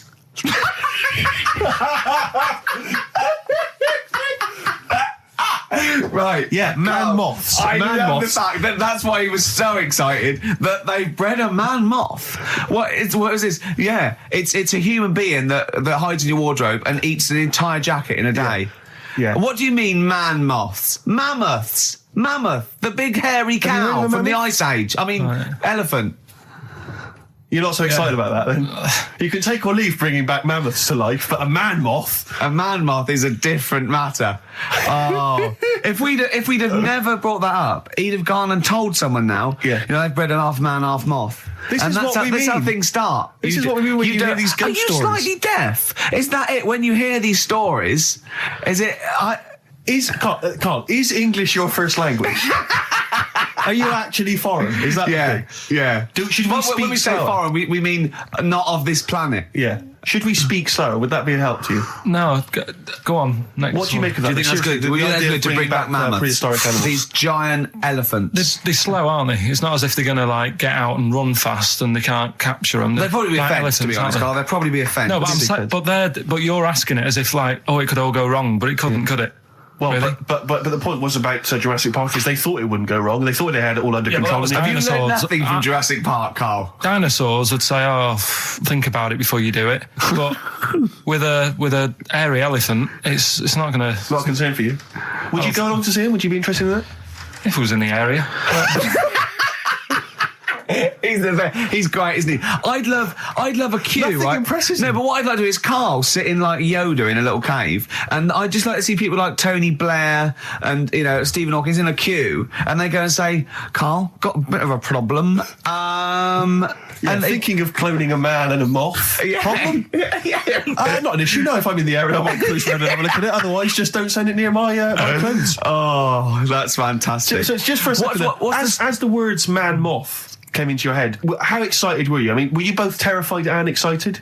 For the moment when you thought that they'd cloned a man and a moth? I pictured What kind of face did he have? Did he have the moth's head or was it a man's head? just a little man head. Right, what was his face? What did it look like? He just was like a bit shocked. Perplexed, yeah. Yeah, It was like he'd been grafted onto the body of a moth without his consent. And when he was asleep, Yeah, he'd woken up. he just went in to have a goiter removed, Yeah. and they said, "We've He replaced woke your up with goiter with the body of a giant moth." Yeah. Is that all right, Mr. Jenkins? So he had the head of a little. Was it a little boy or a man? little man, Right. Okay. and he's just bumping into a lamp. He's just running into a lamp. Carl, if you went into hospital and they'd done something. What's the worst thing they do, right? What would you rather have done, right? You wake up and you've got lobster claws for hands. Right. You wake up and you've got duck's feet. Or you wake up and you've got one horn coming out of your head. The worst thing, Yeah. probably the horn coming out of my head. Why? Get in the way. That'd be useful, wouldn't it, in fights and stuff? And for like parties, people would play Well, I suppose quoits. the lobster claws would also be quite handy there. So anyway, I found these things. Do you want to hear them? yeah. So what's it? Explain this again. Right, so I got back off holiday. The first job I found out I've got to do is work with Ricky for a voiceover. I do a regular thing. I do X-Ray magazine, but I'm allowed to make the script up, and they said I could, so I did. Right, so imagine this. Well, I know you, Rick, and I know you like to put a lot of work into these things. Yeah. You want to do a good job. So he rolls up, he says, let's do it then. He said, what's in the magazine? I said, well, here's a selection of stuff. This is what you've got to sell. He said, leave it with me. He goes into the little booth, and the first one he comes up with is this little advert for it, right? X-Ray magazine. It's out now. It's £3.50 May edition. Music of Tomorrow. Dandy Warhol's picture, and there's a free CD with all the Placebo and the Donners and Smog and Nightmares on Wax and Alpine All Stars. Only £3.50. It's out now. Buy it, innit? Have you got a sore throat there? Well, that's all right, isn't it? And he was going, you can't. I said, we are doing that. I've done one. That is it. That's it. So I persuaded him. He went, right, okay, we can possibly put that on XFM, right? I'll have to see, right? I wouldn't do it again. And he went, but you need one for Capital. He said, Right. Capital will know what I went, right, I'll do one more for Capital. Right. Because all the stations advertise the XFM magazine, right? So this is the one that he thought would be all right for them. Ooh, hello, you loonies in Radioland. Dr. Frog here to tell you about the new edition of X-Ray magazine. It's out now and it's only £3.50. You've not heard of it? It's a great music magazine. And you get a free CD featuring bands like Placebo. They wear makeup, but leave them alone. Gold Chain, Smog, OK Go, The Donners, and all great bands that you'll love to... Froggy here, hello. Bye. Ribbit, Froggy says bye it. Oh, well. So then he says, that's it. It's You good to had your see. money's Is worth. Dr. Frog still on there? He's still on Classic. I said, that isn't going to go out. You're not going to be happy with that. He said, you've had your money's worth. I'm going. Yeah. So I'm left with that. I then have to get the bosses in. And because I've let him go, in a way, it's my responsibility. Yeah. So I've obviously thought I've got what I need. I had to play them to the MD. What did he say? And justify. Well, I was sort of thinking if I laugh, he might go, well, I don't get it, but he finds it funny. Oh, brilliant. Well done. So I was laughing. He was sort of thinking, you know, Excellent. is that it? Brilliant. When do they go out then? I think one of them's going out at the moment. Excellent. I think the first one's going out. Brilliant. Well, let's play a great track then. Is it Dr. Frog? I'd like to see Dr. Frog feature maybe on our show more often. Okay. Oh, I've got some new comedy characters. I can't believe we're lucky. You know, I love the work of comedy greats like Chris Moyles and Noel Edmonds. I've got some really funny comic characters that'll be popping in and out of the studio. Save them. I'm Okay. excited. Coldplay, One I Love. That's for Nick, Neil, Olivia in Tower Bridge. Absolutely, and also Nikki from Bromley who emailed in. She's enjoying the show and she wanted a bit of Coldplay. That's the B-side of the current single. This is In a My great Place. show, isn't it? We've got great music, we've Great got music. laughs, tears, we've got requests, we've got Simon Mayo games. It's a bit. It's just like Radio 1 for less people. Exactly. Radio 1 for less people. This is great, isn't it? So go on then. listen, Guy, you were so excited about this game, weren't you, earlier? You came in with a But I hop, knew it skip would and a leap in fall your flat. step. Although I must say the phones are going mental. We're gonna have to take This some is more it. No, calls. people love I mean, Carl. High and Dry is great. I mean, it works. That's it. Can we have a very quick... Just a recap in case someone's just very tuned in. quick Can you recap. Can you make it so High and Dry doesn't work now? Give us a bit of information that makes it different to High and Dry, or can't So you for those that do have just that? tuned in, Carl describes in a roundabout way a story which somehow is representative of a song. Is that song right? title. A song title. Yeah. Okay. So this woman, she's all right. You know, she has a normal life, Pretty much. kind of. Yeah. There's probably a few things actually that she can't do thinking about it. But the main problem would be having a wash or having a bath or having a shower. Yeah. Maybe going for a swim thinking about it. Right. Let's go. I think water is the clue, isn't it? That's the clue. Hello, XFM. Who's that on the line? Hi there, it's Mark. Hello, Mark. Hi, Mark. Right, What do you it think? smells like Teen Spirit, Nirvana. No, it's not. That's a great guess. Smells like Teen Spirit again. He's also No. brilliant. Thank you, Mark. Well done. No, it's not that. All right. Hello, XFM. Oh, that's a dodgy mobile. Oh, that's a bit of a clue. A dodgy Hello, mobile. XFM. Oh, they've just given up. They've all been going for Smells Like Teen Spirit. They just hung up. Hello, XFM. Hi, is it, She's Electric? Excellent. She's electric. It makes sense. That's fantastic. Oasis, Carl. she's electric. Why does she smell? Because she doesn't have a bath and that. Because she can't have a bath or a shower. What's your name? Neil. Neil So got there's it. that. So. Oh. Neil got it. So, did you get it straight away? No, only, during the song. A process of elimination from all the other wrong answers. Yeah, basically. So, She's electric. Rick, I have to say, you're holding your head in your hands, and it looks like you want to shoot off. But I have to say, I thought that was quite good. I genuinely thought that was quite good. But it's not a cryptic clue, is it? Because it's not. She smells. There's a few things you can't do. She's electric. yeah, but do you understand what I'm getting at? She's electric. I always understand what you're getting at, Carl. That's never been a problem in the years I've known you. Neil got it. Yeah. I have to say, Rick, I think you're down on this idea. I could definitely see that ITV1 replacing I'm a Celebrity, Get Me Out of Here. Karl Pilkington hosting. Simon Mayo on the phone Exactly. to the lawyers. Well, Neil, there's no prizes or anything, but well done. Well done. That was well worth it. Right. Well, you go away with the award in the knowledge that you've beaten Karl. Yeah.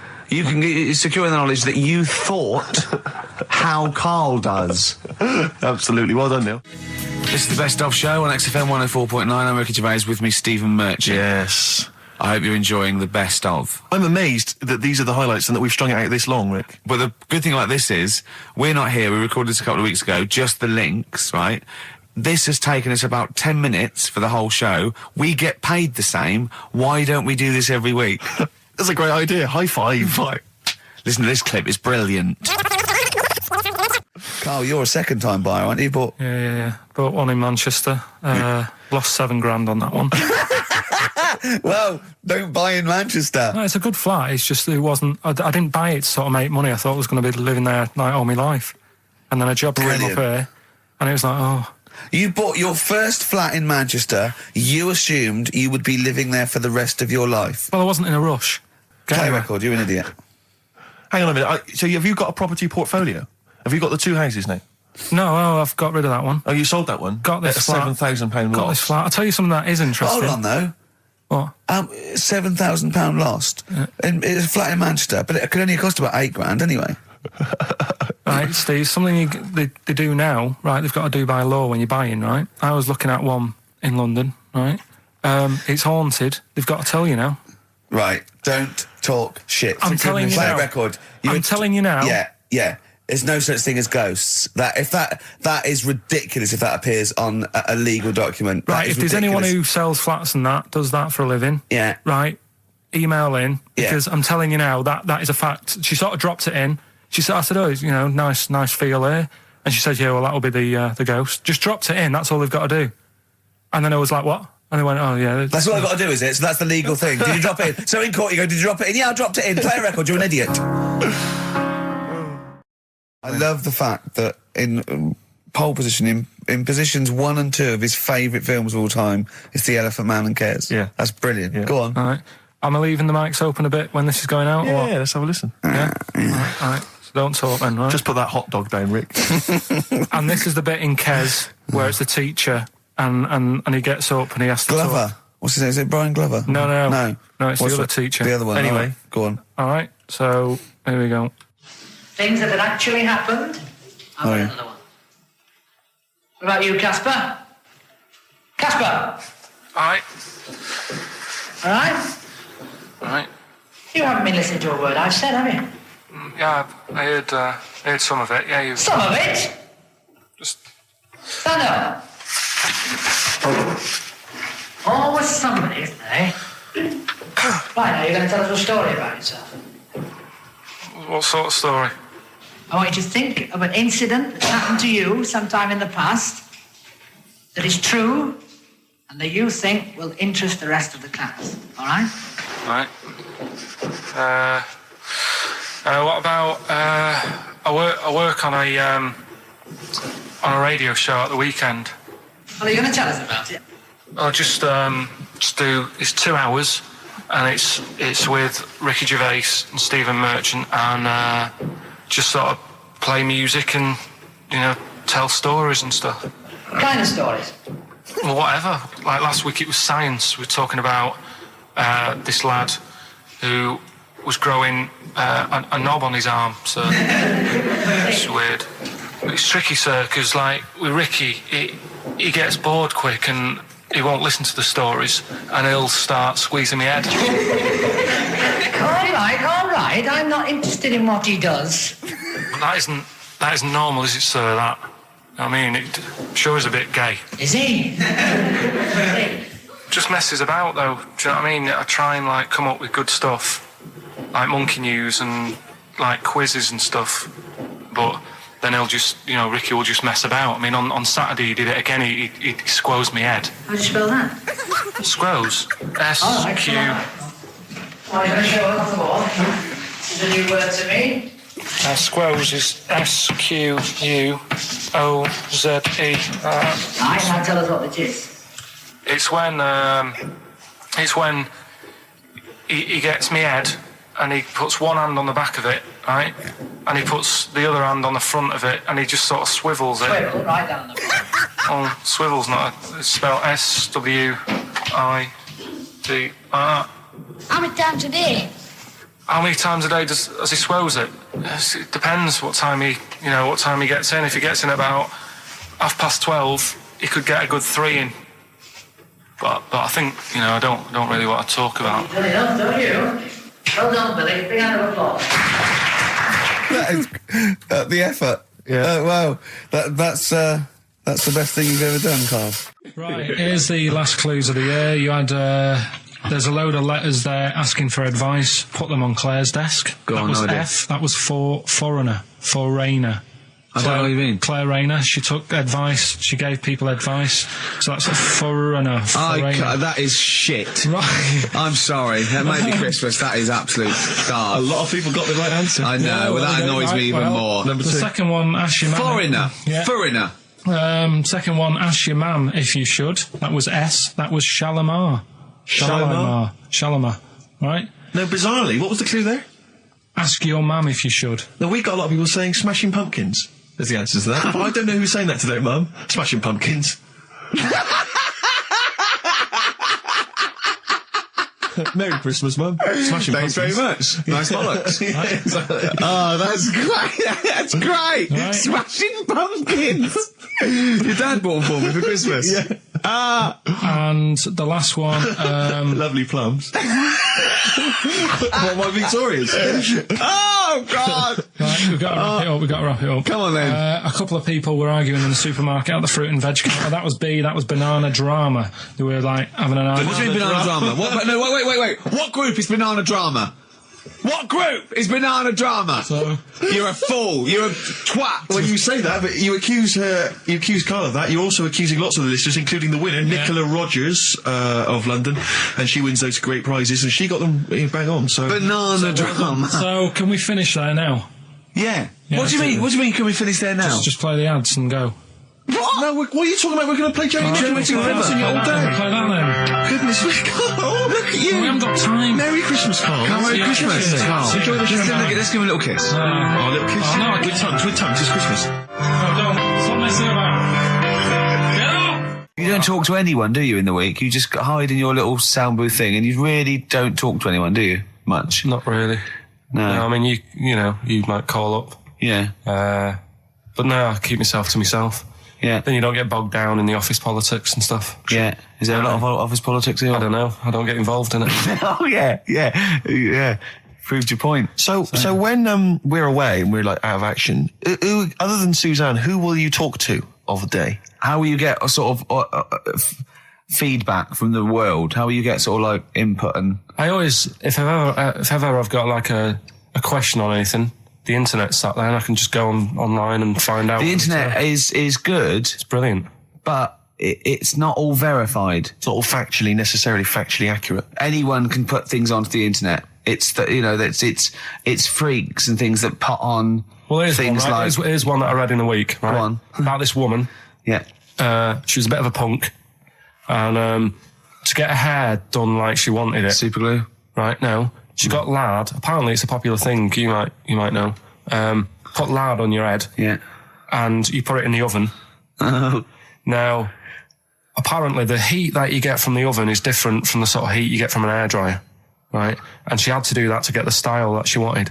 But anyway, she comes into money or whatever, treats herself to a microwave, right? It's not true. Opens the door, jams the things, you know, like the little catch, so the microwave works. She jams it with a screwdriver or a knife or something. Yeah. Puts the microwave on, sticks her head in, boils her brain. Don't be ridiculous. Right? Well, why is that ridiculous? Boils her brain. She boiled her brain. She boiled her brain. And this is what's good about the internet. I went straight from that, and there was a subject about brains. And do you know that Russell Crowe, when he dies, he's given his brain to charity or something, some sort of... some people who can do stuff with it. She gave hers to Pot Noodle. Vesta. Yeah. Oh, That's the boiling sort a of stuff. skull. Yeah. It's not true. It's not true, Carl. Just urban myths. Someone made it up. Yeah. For a laugh. They're just too convenient urban myths. Everyone you can tell an urban myth's not true because it's always, this happened to a mate of mine, and when you say what happened then, they go, don't know, that was it. Was it? Was that it? Was it? Someone boiled a brain and that was it. There was no more story. Well, Were there any dates, locations, times? I think it was in Belgium. You're listening to the best of, basically, Karl Pilkington. Well, listen, I'm a big fan of that TV show. It's on digital TV. A lot of people won't have it. But Inside the Actor's Studio with James Lipton. Yeah. And he interviews lots of big Hollywood stars, and he always asks them these same questions at the end. Can I just run a few of them past you? Go on. Okay. So, if you could do any other profession other than the one you do now, what profession would you do? Can you just change that to apart from a paper round? Apart from a paper round. Oh. If you do any other profession, Carl? And it doesn't matter about, like... Doesn't matter if you've got the skills or anything. In an ideal world, if you had the ability. Well, I think I'm about to buy somewhere, so I reckon something, you know, using tools and, like, doing a bit of plumbing and that. So a plumber? Well, sort of an all-rounder. Right. A handyman. Well, yeah. Yeah. I think, you know, you don't get paid that much, but it's useful, isn't it? So... But you get your own show, couldn't you, with Carol Smiley eventually? Well, all that, but the money that you don't make, you save by not having to pay someone else to do the chores. Do you know what I mean? I don't know what that sentence meant. Right. No. A plumber, how much is the average plumber on? The money you don't make, you save on not getting someone else to do it. No, just think of that. No, look, break that sentence down. Are there any... Sorry, Rick, but people who live in glass houses... Yeah. Anyway, let's just go back to Lipton quickly. We've got a couple to get through here. So, your favourite noise or sound? Favourite sound or noise? Oh. Is it me? No. It's not me.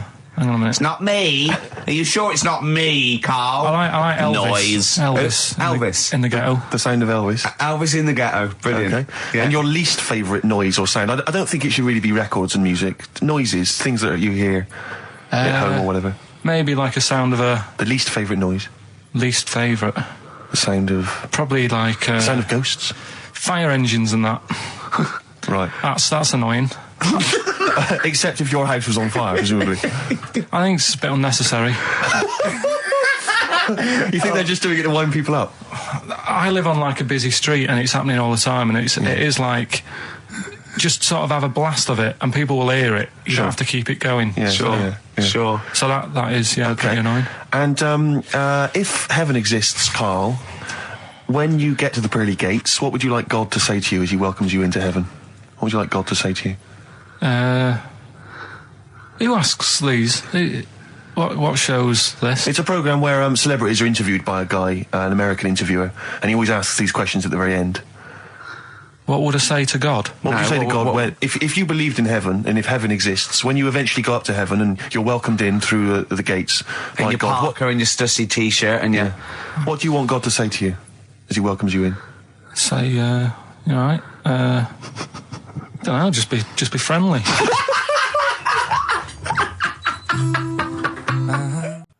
Right, okay, are you in a film this week, Carl? We're doing that now. Yeah, go on.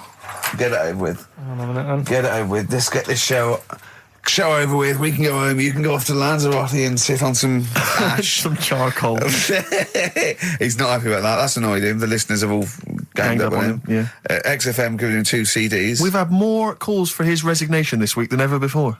What do you think of that, Carl? What do you mean? There's another reason. Do you know what I mean, though? Because he's grumpy. He's not just giving it. He goes, well, I can't help it, can I? I don't want it. You're being paid well to do a job. People have tuned in to be entertained, to have good songs. Me and Steve are working here. I'm pressing the buttons. I'm paid to press the buttons. That's what I'm doing. Has every CD started on time? Then why would they give you Monday off if you just paid to press the buttons? Don't get every other Monday off, do I? So have you stopped doing that now, have you? Well, yeah. Why? Because there's work to do in that. I'm not moaning about it. Let's get on with it. So It's you in the film Scrooge. Yeah, Which yes. version of Scrooge? The old one. Is it if it's just you moaning with bells, I'll be annoyed. Right, go That on is then. essentially Scrooge. yeah. Right, Scrooge, listen to this, and then there's some question at the end. All right. And you can win some stuff and that. Yeah. All right. Yeah.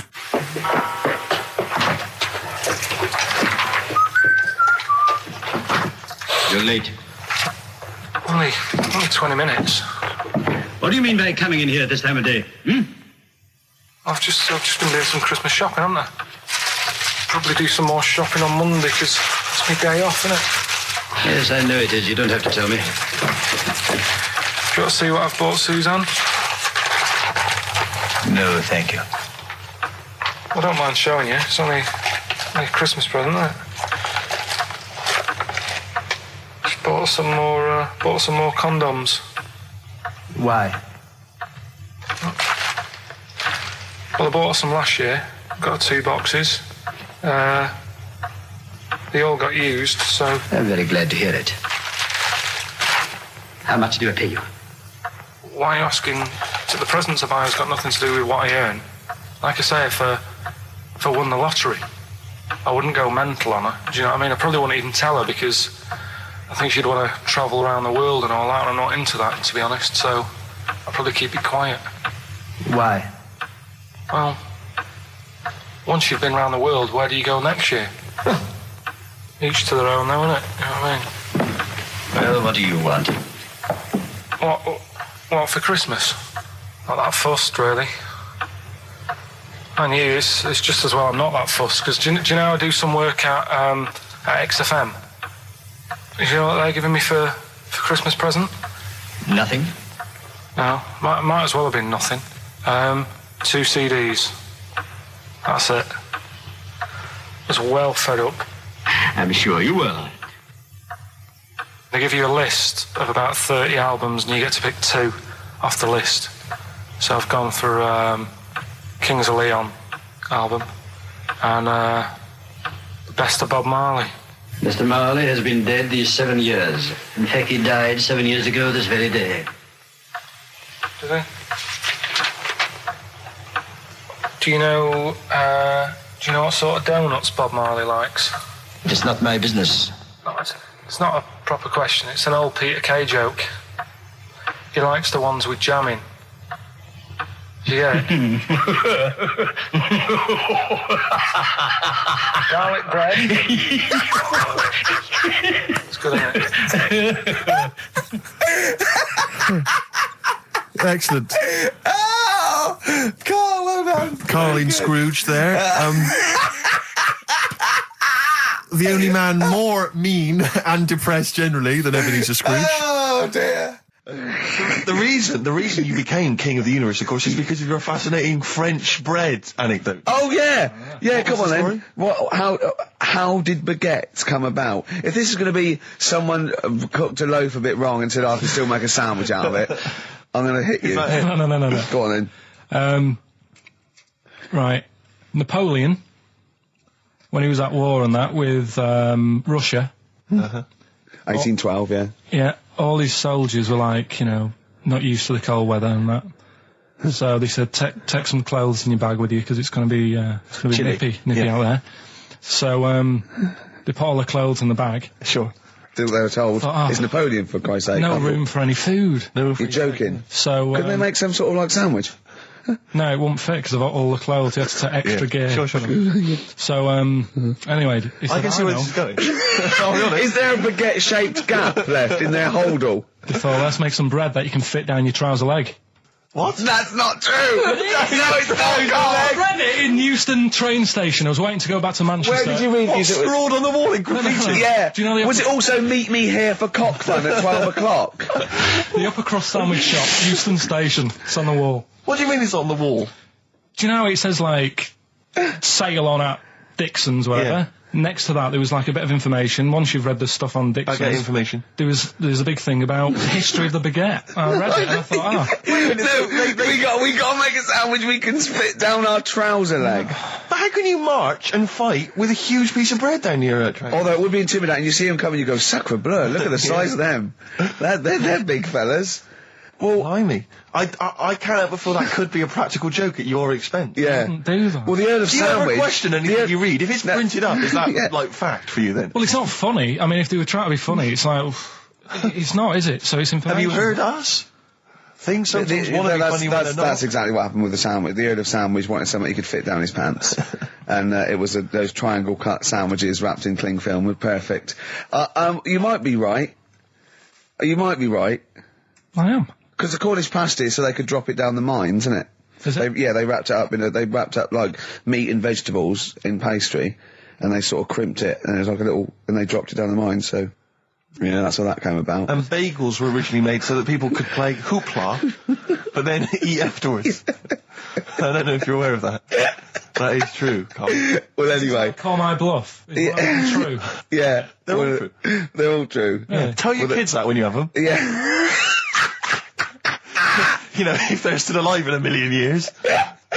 Well, it might be true. Can someone confirm that baguette fact that it was so Napoleon could stick it down Not him. his trousers? Not him, his soldiers. His men. Yeah. Fascinating information. Fascinating bread information, Carl. Radiohead. Yeah, now this is my song for the lovers. It's a beautiful track. It's Let Down off OK Computer. It's one of my favourite Radiohead tracks. It's lovely. Right, set the tape going now if you want to tape these songs. That was the record before us, and here we are, pre-recorded, because we did this a few weeks ago, because we're not here at the moment, are we? We're away in that. I'm Ricky Gervais, with me Stephen Merchant. Hello there. And Karl Pilkington. He's not actually with us. No. He'll be in some of the best of clips that will be coming up shortly. Yeah, this is just us, isn't it? This is just us. We did this, when did we do this, Rick? A couple of weeks back. Hold on, what is it? What It's the day is it? 27th today. Yeah, I enjoyed Christmas. I loved Christmas. I loved Christmas. I had a great Christmas. time. What did you get?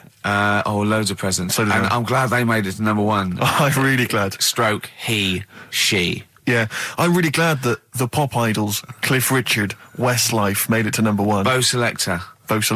Yeah, just delete that. Yeah. Okay, well, we're going to play some of the best of, some of the greatest moments of the last 3 weeks. Yeah. Ever heard on XFM 104.9. What about this? Do you remember this one? Oh, which one is it? I'm Ricky Gervais, with me Steve Merchant. Over there, Karl Pilkington. The man who believes anything. I think it might be a condition due to his little round head. Mm-hmm. It's sort of like, it might be a new condition that we can call cranial spherity. And because it presses on his lobes, and the only sort of upshot of that is he's normal everywhere, but he believes everything he reads or sees on Anna Nova. All right? Talking of which, Rick, I don't really follow the news. No. It's mainly boring, isn't it? Wars and stuff. Yeah. But I don't know. Well, yeah. Well, it is a war. It's all this nonsense before and after. When it's a war, it's it's in the middle of the war. You can watch it on telly. True. You get results. True. You know what I mean? Like, you know what I mean? Yeah. Like a test match or something. But it's all this rubbish before and after. It drags on. This recent war seemed, I thought, just generally, it was better presented than the previous one. Because I remember the first Gulf War, it was often during the night, and I couldn't stay up. Yeah, because I think the American had rights to it, like the Tyson fight, so we had to get it at 2 in the morning, exactly. Which is annoying. They had it at, their prime time and that. And a lot of it was in black and white, when the bombs went in. When the bombs went in. So this time there seemed a lot more colourful stuff. Yeah, it's much better coverage. I think they should win awards. Yeah, well, I'd like for to see it. awards, So like Channel 4 won for cricket. Yeah, I mean, a few times as well, I was quite pleased to see they actually had footage of the bombs exploding. Yeah. No, good. Well done. Generally, good on you. Well done. Good on you.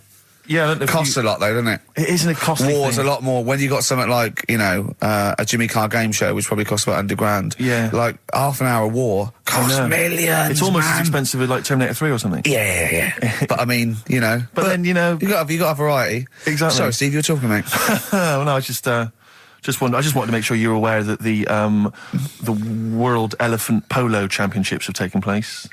I did get it. I think they mentioned it on. Yeah, we won, didn't we? England won. Yeah. Well, my question is, where have they been practicing? I don't know. Do you remember ever at school anyone ever saying to you, "Are you interested in playing polo with elephants?" Do you reckon it was 5 blokes in pith helmets kept sneaking into a whipsnade? Possibly. What are you doing, lads? We're practicing. Get down. Yeah. Get off them elephants. Yeah. I didn't even know we had a team. I can't believe it. No, but it's like Johnny Wilkinson and the rugby lads. They're going to get MBEs, all sorts. The elephant boys, the elephant polo boys, nothing. They're going to get nothing. I haven't seen the sun talking like to them. be fair, it's not like horse polo where I don't think there's a stick long enough. I think the elephants kick it, don't they? I think you might be right. I think they're not allowed to use their tusks. They'd burst it, won't they? I think They go, start again. Raheem! Yeah. What do you mean the elephants kick it? All right, I've opened a can of worms here. You know, normal polo on a horse, they have like stick and that. Yeah, they whack them, right? But I think it's obviously they're too high up. I think I might be wrong, but I'm pretty sure they just train the elephant to kick it. So why are people talking about? Why not just let them have a kick about without? Imagine that! And why does horse racing have to have a jockey? Well, they just let the horses go, okay, lads, on your, no cheating, on your marks, get set, go. You know, get back here. Brilliant. Yeah. Play a record. Right, Adams? Yeah. Yeah, this is absolutely fantastic. His version of Wonderwall. If you've not heard it Beautiful. yet, you'll be loving it. You'll be loving this. This is the Best Of Show on XFM 104.9. I'm Ricky Gervais, with me, Stephen Merchant. Yes. I hope you're enjoying the Best Of. There's a fella who was in a coma for 20 years. Just they kept like taking him through like the normal day. They take him to Alton Towers and stuff. Doesn't know anything about it. Just kept going through the motions. Don't know if they kept charging him. Kept putting him through all that. He eventually came out of it.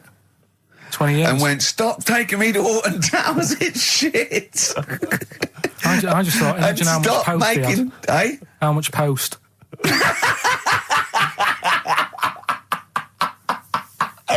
Oh, Did you read about that guy in the paper, Carl? He, sorry, on the internet. He in about, I think it was about 1984, 85, he had a terrible car accident. But this must be it. He went into a coma. This must be what he's talking about. Well, they didn't take him to Alton Towers. Of course they didn't. But you've got to try and decipher the truth from the conjecture, from the thing that I mean, don't forget, Carl realises that he's had a dream. He talks to Suzanne and goes, that was good, wasn't it, last night we were in the plane? She goes, no, that's a dream. He goes, oh yeah, where's my cornflakes? You got to, you know what I mean? I can now decipher what he's actually seen, what he's read. Well, go on, what did you... Well, I'm assuming it's the same guy. It is the same guy. It was a guy in some small American town, and he'd had a car crash, and he'd gone into a coma, and his wife had left him. She'd gone on with her life, because he'd been in a coma since then, and he had just woken up recently. Marriage wasn't working. Marriage wasn't working. He just wasn't paying enough attention. He actually had, she was pregnant at the time, and so now his daughter is basically the same age as he was when he went into the coma. And he's just started coming around. He's just started making jokes. They said, how do you feel? He said horny, which I thought was quite witty for a man who'd been in a coma for however many years. But anyway, yeah, so he's slowly trying to rebuild what life he can.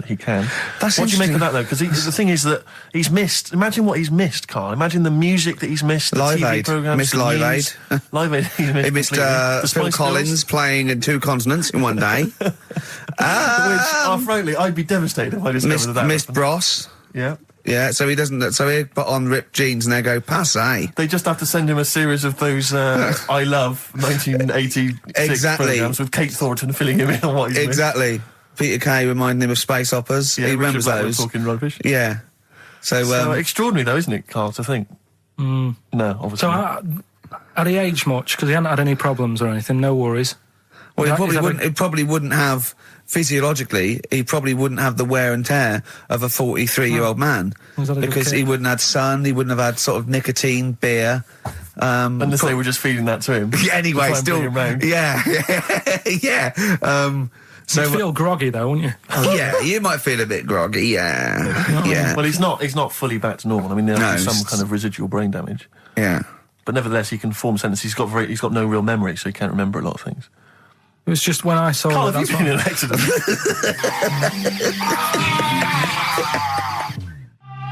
The brilliant Blur, Out of Time on XFM 104.9. One of my post-Christmas. favourite singles of the year, and that's another thing. We'll be playing our favourite singles of the year, as well as our favourite clips of our own show. Rick, I imagine if people have got a bit of Christmas money, they're wondering what they can spend it on.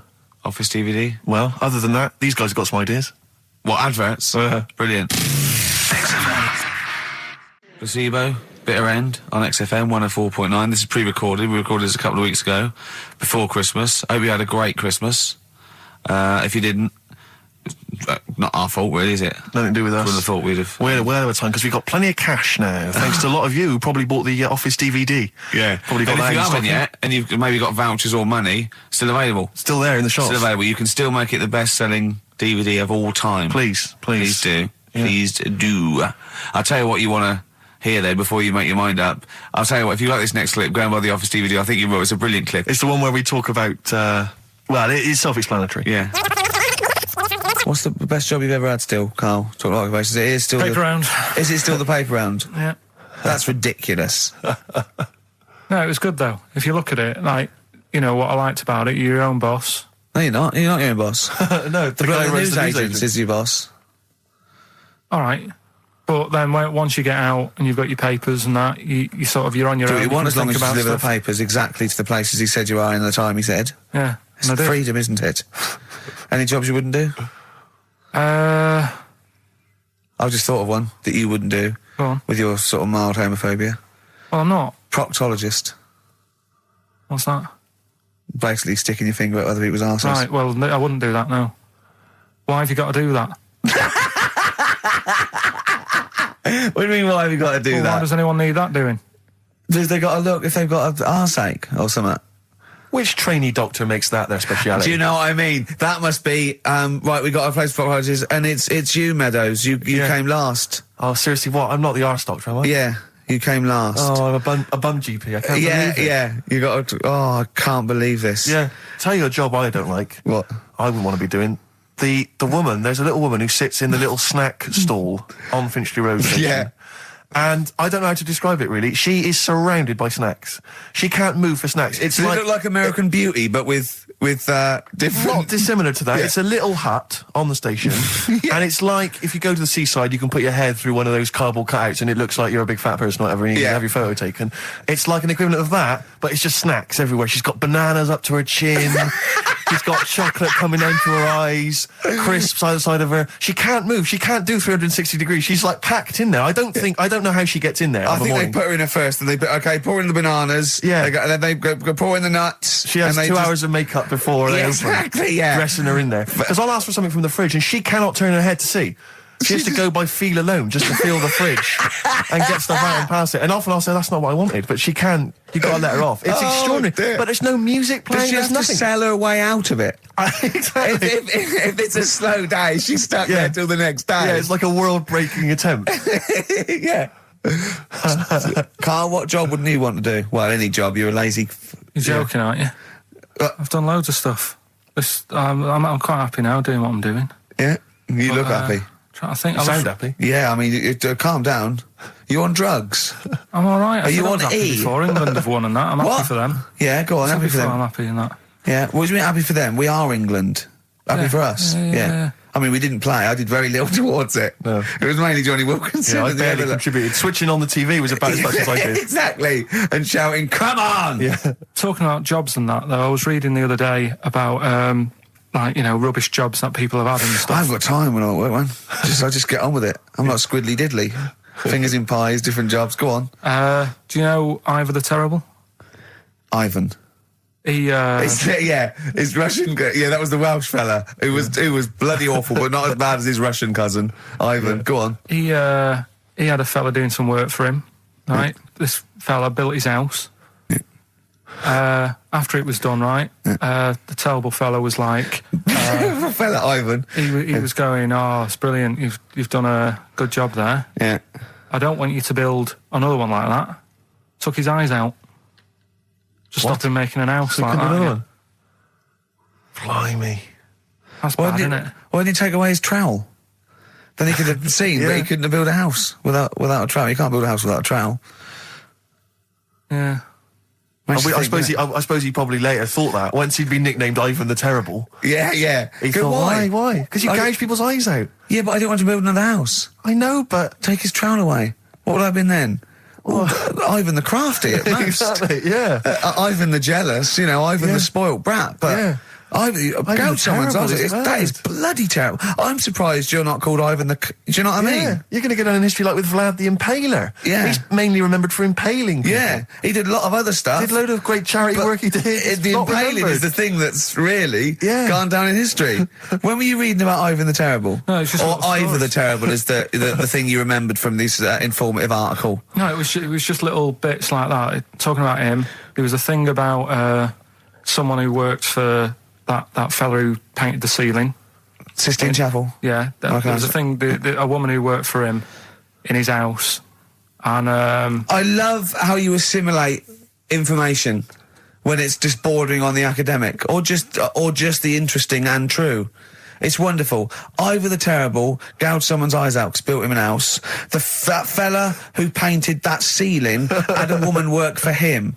Imagine if you wrote that down in an essay. Imagine if you wrote that in a school essay. Well, you'd probably end up with not getting a grade or... Or thinking you turned out to more than you had. Exactly. Anyway, the woman who lived with... Yeah, the woman who lived in a shoe. Go on. yeah, there was this woman who lived with him, and she used to go out and do all this shopping and that. Yeah. But because she couldn't read or write, he used to have to draw everything that he wanted. Why couldn't you just tell her? I don't know. No, but no, wait. That's an excellent point. Could she talk? Yeah, but if it's a big list and that, loads of different coloured paints. But why and couldn't stuff. she draw on a piece of paper? Why did he have to do it? Because he's a better drawer, isn't he? That's the point. That's it. That is. We were just looking for the logic of the story. You found it. You've done it. Play a record.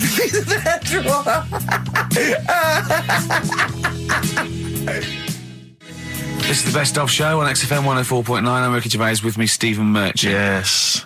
I hope you're enjoying the Best Of. I'm amazed that these are the highlights and that we've strung it out this long, Rick. But the good thing about this is, we're not here, we recorded this a couple of weeks ago, just the links, right? This has taken us about 10 minutes for the whole show. We get paid the same. Why don't we do this every week? That's a great idea. High five. Listen to this clip, it's brilliant. I think that my new TV is too big, Rick. I said that I know, when you I don't know bought what it. I was thinking. But I can't believe it. He talked about this buying it. He's got a bit of cash now, of course. And what is it? 42 inches? 42-inch plasma screen. What did it cost you? $3 grand or Oh, something? don't tell me. That's Wow, huge. it's 3.5 ridiculous. grand. $3.5 grand, big spender. Of course it's too big. Well, I can't get far enough back in my room, in my living room for it. You know, you're meant to be, I think, 4 times the screen size away from it Really? to get out from the air. So that's 4 times 42 inches you're meant to be sitting away from it, which is impossible. Yeah. Well, I'll have to just get friendly with the neighbours. Yeah, watch it through a hat. If that's the case, though, aren't you better off just getting a portable? What? I don't understand that rule. Well, What are you saying? Well, you're meant to be 4 times the screen size away from the TV. But then what's the point in having a big telly if you've got to keep moving further back? Get a portable And sit and right sit next to near it. it. Do see your point. Why do people go to the cinema then? Did you see films that are out yet? Fair enough, he's got you there. Done. I'd tell you this, though. I had it delivered, and, are you supposed to tip delivery men? Of course you I are. don't know. You see, I've never had anything delivered before. I never spent that much money. Not if it's a courier with an envelope, but if it's a bloke who's struggled up the stairs, I held the door open two for him. fat blokes with a fridge, then give him a £5 for a drink. But the problem was, I didn't realise, and I was thinking to myself, I wonder if I've got to tip him. And the guy was leaving, and my mobile phone went off in my pocket, Yeah. and I reached in to get it. He put his hand out thinking it was a tip. I went, it's just my phone. And I felt terrible after he left. I didn't know. What was I going to do? Run down the street and offer him a £5? No. No, of course not. No. I'm not made of money. I just spent it on TV. Yeah, I've got no money, mate. No. I just spent it all on this. I had to clean out my jar, everything, Exactly. the drawers. Yeah, I'd take some bottles back. The problem was, it took me forever to wire it in. I thought, I'm not going to pay for someone to wire it up, you know. So it took me about 3 hours to wire it in, and it was huge, and I got it switched on, And the first programme that was on when I got it wired in was Bargain Hunt. I'll tell you this, David Dickinson's tan almost took my eyeballs out. It was incredible. It was like X-rays. It was extraordinary, the glow. You know, a huge plasma screen with this orange thing coming out, and he keeps turning to the camera, doesn't he? Just to get you. Yeah, he turns away. You get a bit closer. They go, "What's he doing?" He just turns around, takes the cornea off. What do you think, Bargain Hunters? Bargain Hunters. Oh dear, that's why I'd buy a plasma screen to watch Bargain Hunt. I mean, it's ludicrous. This is the problem, is because what do you watch? I mean, have you watched anything that's been worth having? The only thing I've watched really worth watching. 24. Well, 24 works great, but also films. Obviously, that's the main reason I bought it, because films just look amazing on there. Yeah, DVD on the plasma screen. So if you're into films and that, it's just that I only, I've just got the 5 channels and flicking about, and I'm not impressed. I mean, I can understand why more people listen to radio and stuff. Yeah. Well, not this one, but go on. Well, when was it? When was the last time I sort of sat down and had time, because I'm always busy doing stuff and that. Sure. Moaning takes up about 3 hours a day. When did Wimbledon finish? A couple of weeks ago. Right. Found myself sat there, right? I'm not having a go. I know we've stopped Cheeky Freak of the Week and all that, right? So I'm not going to be having a go. Christ, I sat there. I'm scared. No, I'm not having a go. You've always got to remember that. Go on, just get on with it. Get on with it. I'll apologise after. I'm just saying, watching Wimbledon, it wasn't, one of the major games. It was little fellas in a wheelchair having a game. Little fellas in a wheelchair. Right.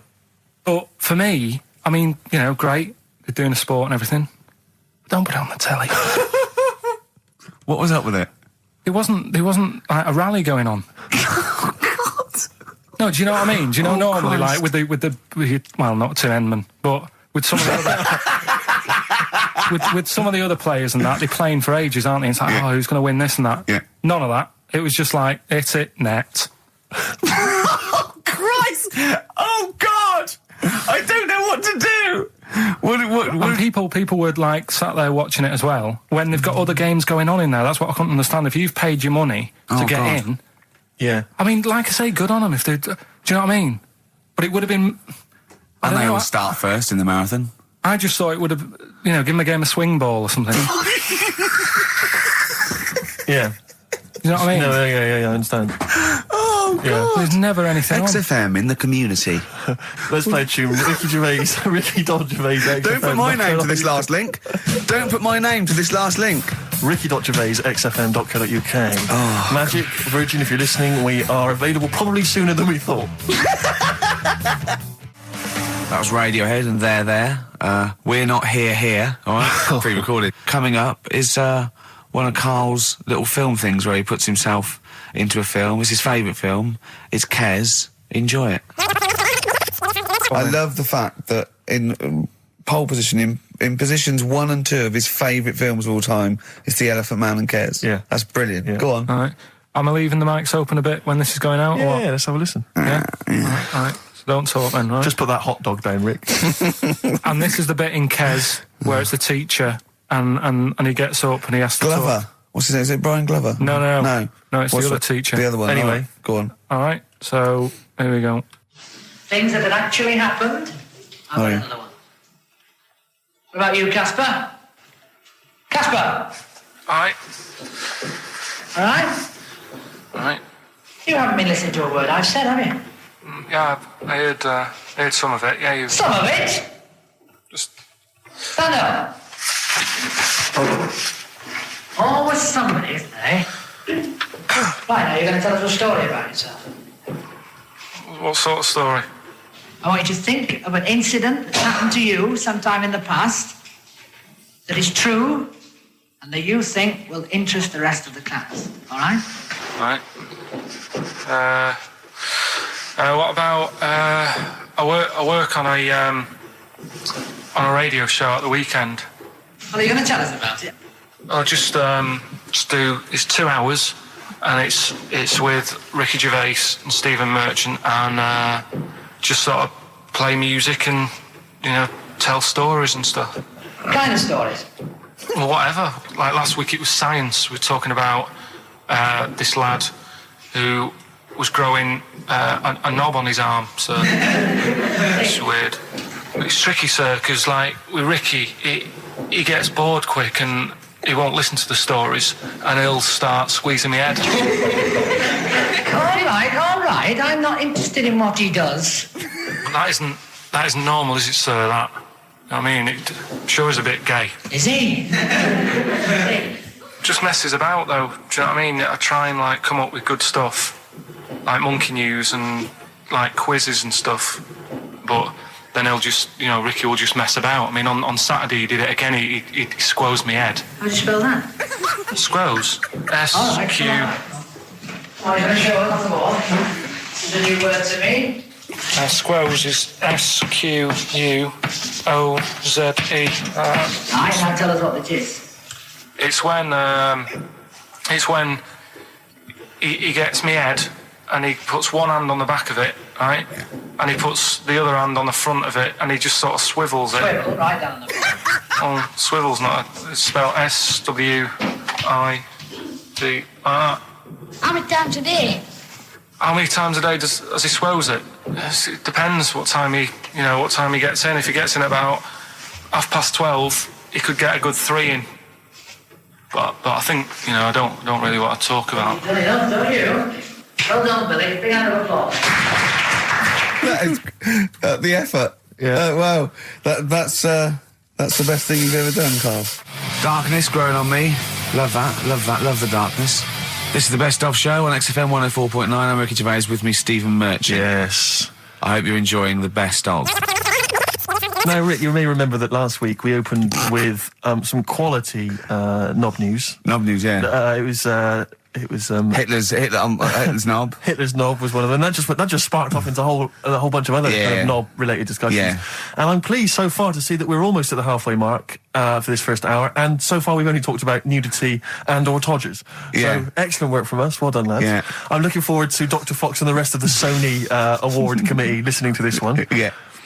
But more knob news. I don't know if there's a jingle for that, maybe. You nearly had the eye out. Knob news. Knob news, excellent. This is an extraordinary story. A woman tried to sue her bosses for £210,000 after finding a cooked penis in a canteen stew. Hospital cleaner Sophie, can't quite pronounce that name, was eating goulash for lunch and could not cut one of the lumps of meat. You can see where it's going. I've got so many questions already. I know. She picked it up and tried to chew it, but it was too tough. Then she inspected it with workmates, who all agreed it was a penis. Imagine that discussion. Yeah. Miss McLata said she vomited for the rest of the day, instantly became a vegetarian, and had to have psychiatric help.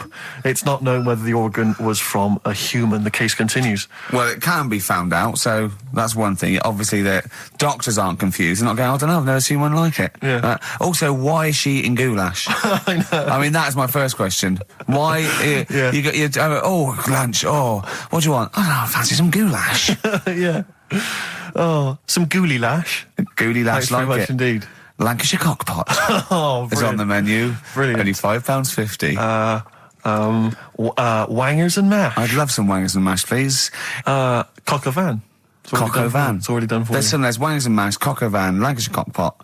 That's just off the top of our brains. Yeah. So if you've got any of your own, keep them to yourself. We're not interested. What do you make of that knob news? And he's in a hospital. Oh, yes, it was a hospital cleaner. You're right. Oh, cleaner. God. I know how your mind's thinking already. There's been a mix-up. That's been a mix-up. What kind of mix-up? I love that. What, some bloke's gone in, some lesbian's gone in, wanting a sex change. She's got a carrot for a cock. Bit of stewing steak. Stewing steak. Oh, that would be great. 50 Cent in Da Club on XFM 104.9. We're playing our favourite singles of the year. Yep. And we're looking back over some of our favourite clips of the year. I'm Ricky Gervais, Steve Merchant, and Karl Pilkington. Not done a lot. Maybe you should earn your money as you get to Mondays off for this 2 hours of nonsense. What are you on about? I've done loads of stuff. Yeah. Well, same old.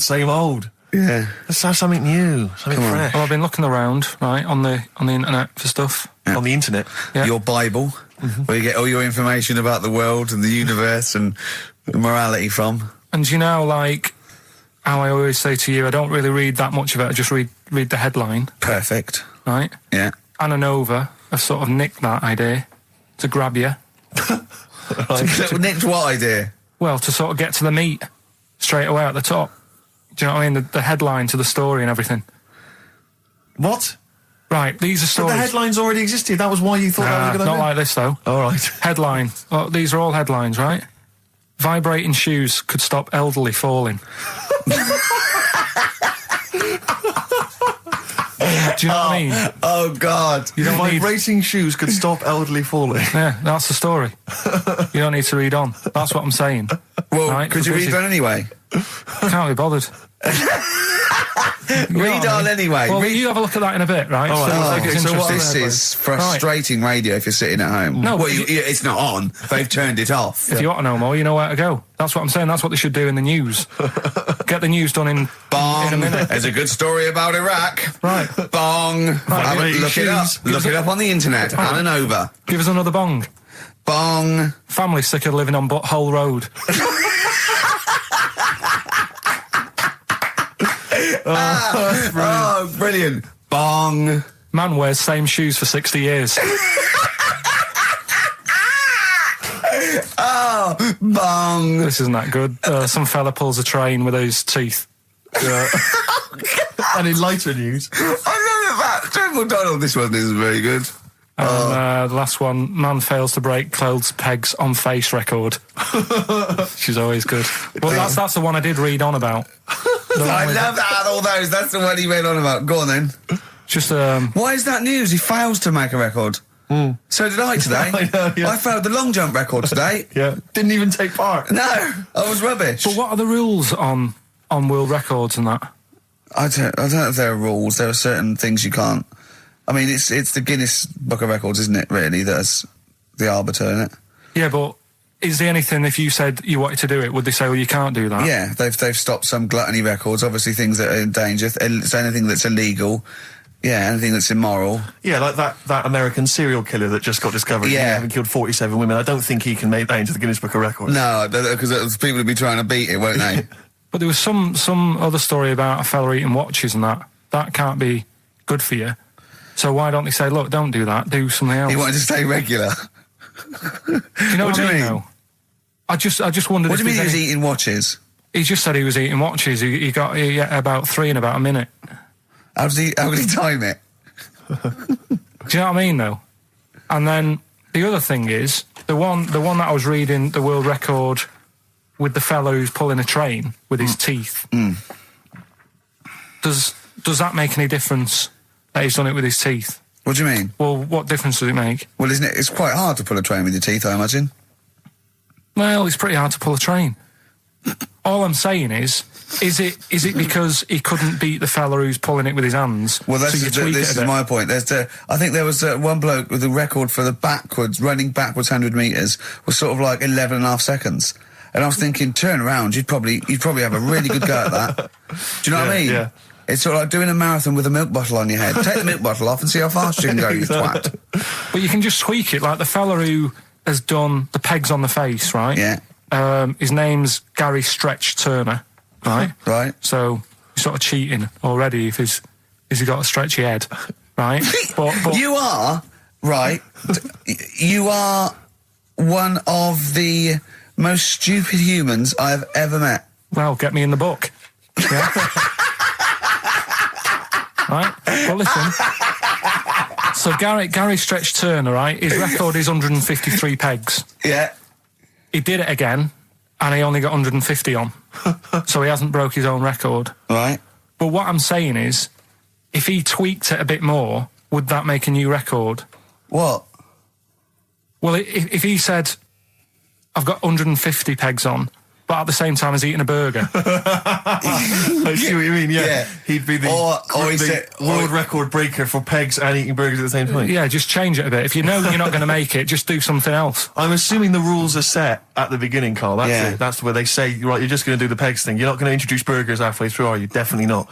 And then they have a go. I was on one leg, not interested. How many pegs? 150. Can I just ask very briefly, I was quite interested by the family had to move because they lived on Butthole Road. Yeah, I quite like that one. Now, I don't know if I've told you before, Rick, where I used to live. I'm not going to tell you the name of the street that I used to live on, not on air, because my parents still live there and I don't want, you know. But I'm going to write it for you now.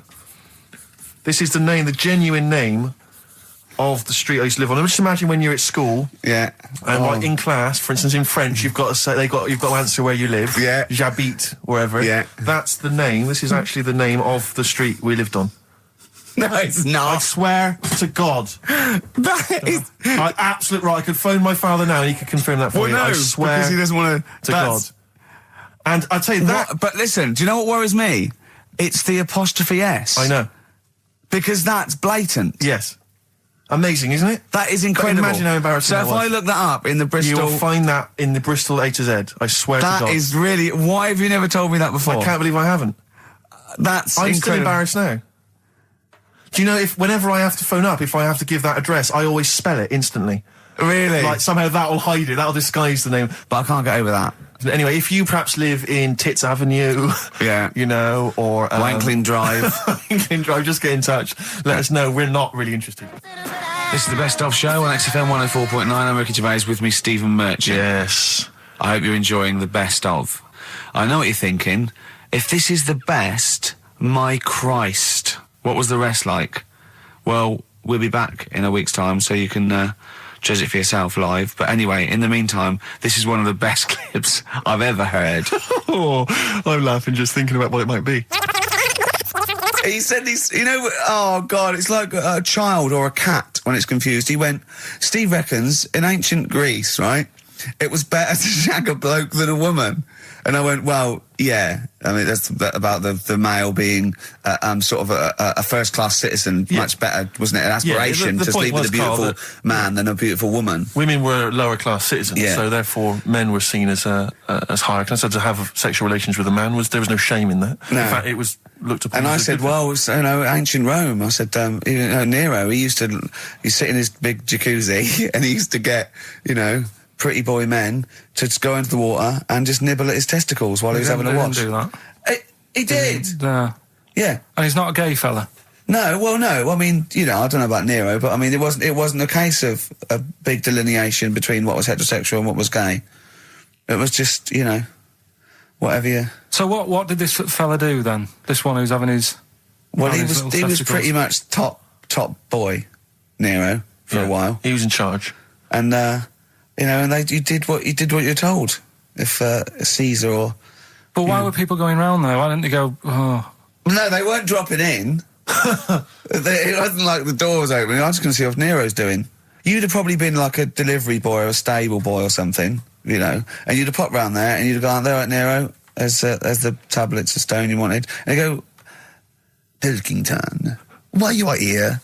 Pop under... I don't know why he's French. What is that? I don't know why he's French. Just pop under the water and nibble at my testicles and you'd have done it. Because he was Nero. I wouldn't. You would have. Well, there's no way I would have done. Well, you would What have. have I done? I've dropped a pizza off. Yeah, you why put am I round to there? Nero's place with the pizza. Right. Right, I'd say I've done my job. Right? Yeah. That's not the sort of tip I wanted.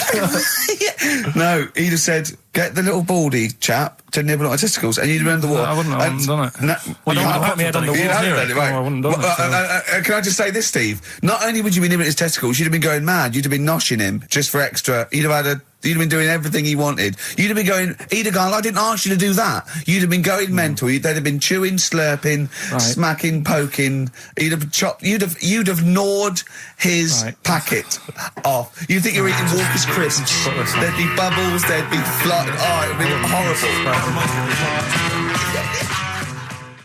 That was Bowie and Waterloo Sunset. Love that. Love the original. Love Bowie. Bowie was my gig of the year. These are my singles of the year. These are our clips of the year. I'm Ricky Gervais, with me Stephen Merchant. We're just picking some lovely little bits and pieces. Do you remember when we talked about this?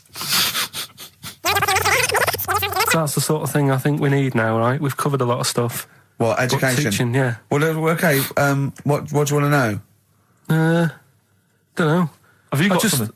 Can you educate us on anything? I've been reading bits So could we bring back just for one night only, educating Ricky? Oh, I'm excited. Yeah? Do you think it warrants that? I don't know enough about it. You know what I mean? About what? It sounds perfect. Play the jingle. Educating Ricky. He's getting smarter. A couple of things happened in the week that I read about. Okay. Keeping up on what's going on and that. Sure. Yeah. One was about that Galileo fella. Okay. Was it about 1636? Was it? I think it might have been not earlier. bad. Go on. Did some stuff with light and that? Yeah, he did lots of physical experiments, yeah. Is that it then, Carl, is it?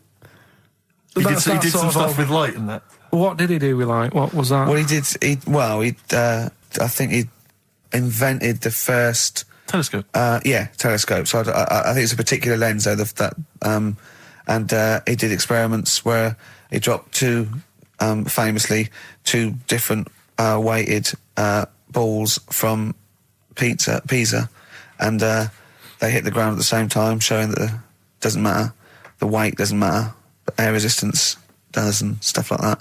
I think he probably explained it a bit better than that. Yeah, but I'm talking to Karl. Sure. Did they need to know He's stuff? just thinking about pizza. Yeah. Did they need to know stuff like that back then? What do you mean, did they need to know stuff like that? It's just...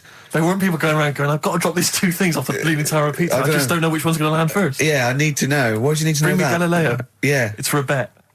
Yeah. No, but if I was knocking about then, I'd be like, stop messing with that. We need a telly. Or, do you know what I mean?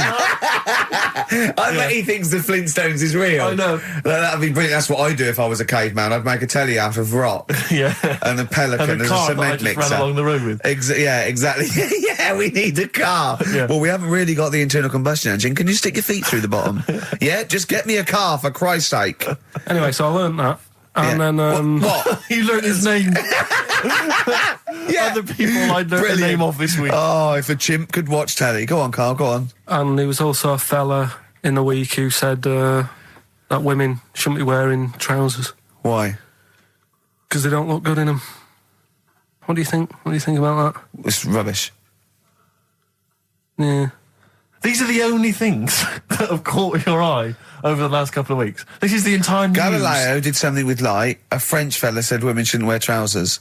See, that to me wouldn't pass as education. It's not education. I don't know where you could ever use that. I don't know when that would ever be applicable to life. I just like reading stuff that sort of reminds me of... Do you know what I mean? If I read it and it gets me thinking, I think that's a good little piece.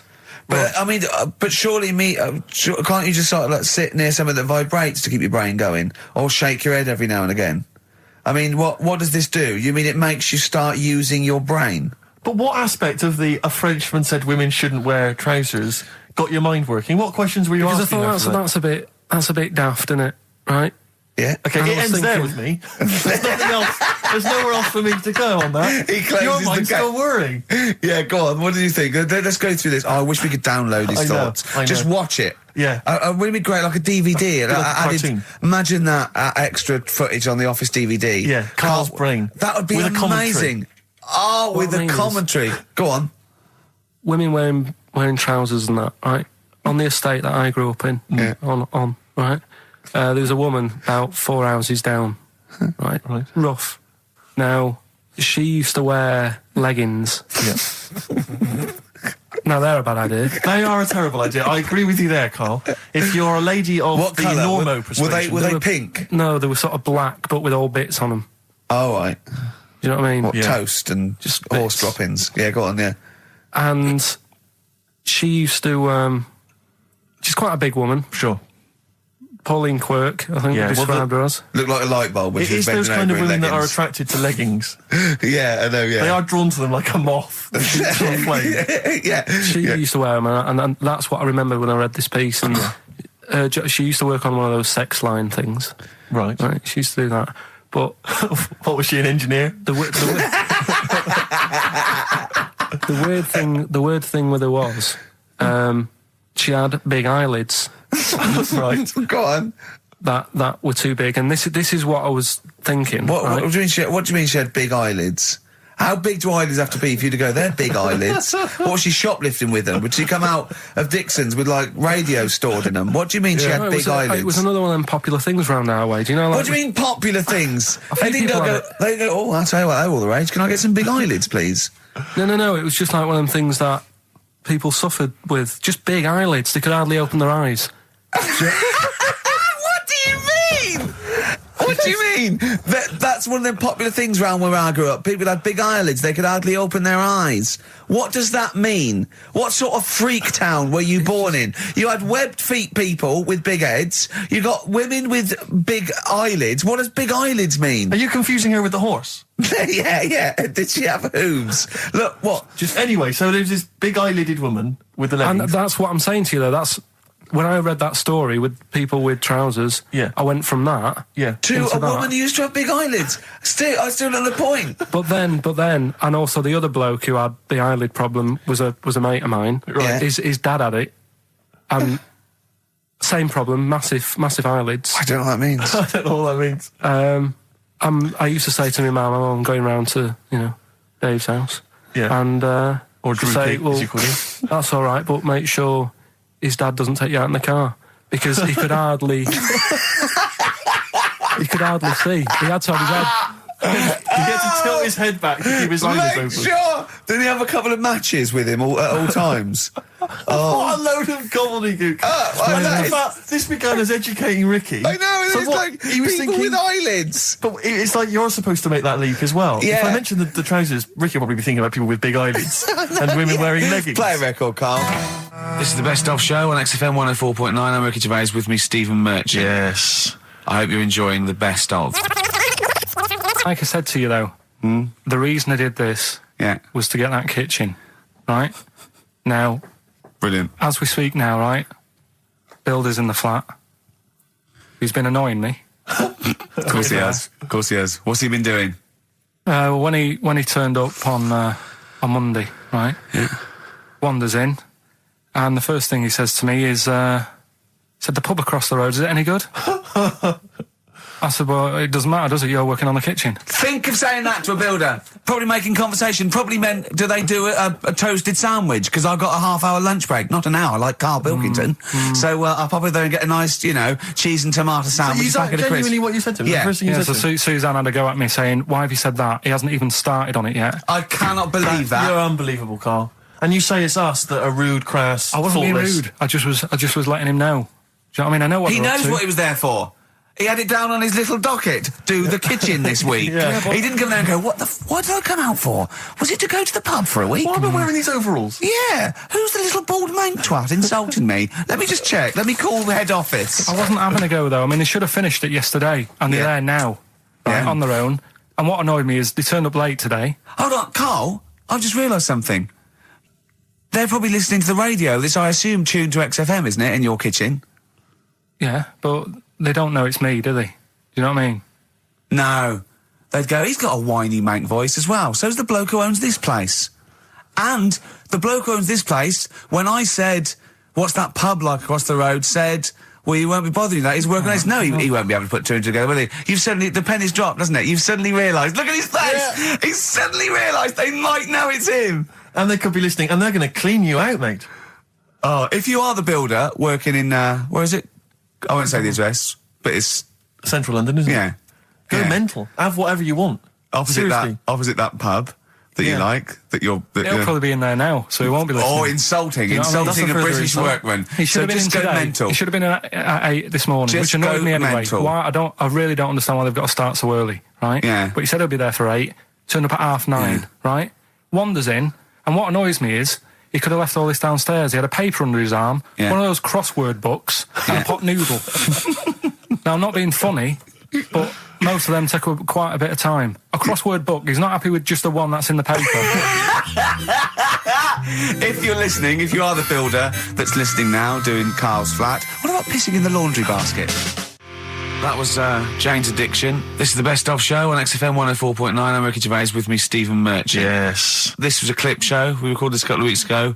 I hope you had a Merry Christmas. It's not over yet, because tonight at 9:50 is the second part of The Office Christmas specials. It's brilliant. Watch it, and we'll be back next week live. I'm Ricky Gervais, with me Stephen Merchant. Bye. Have a great new year.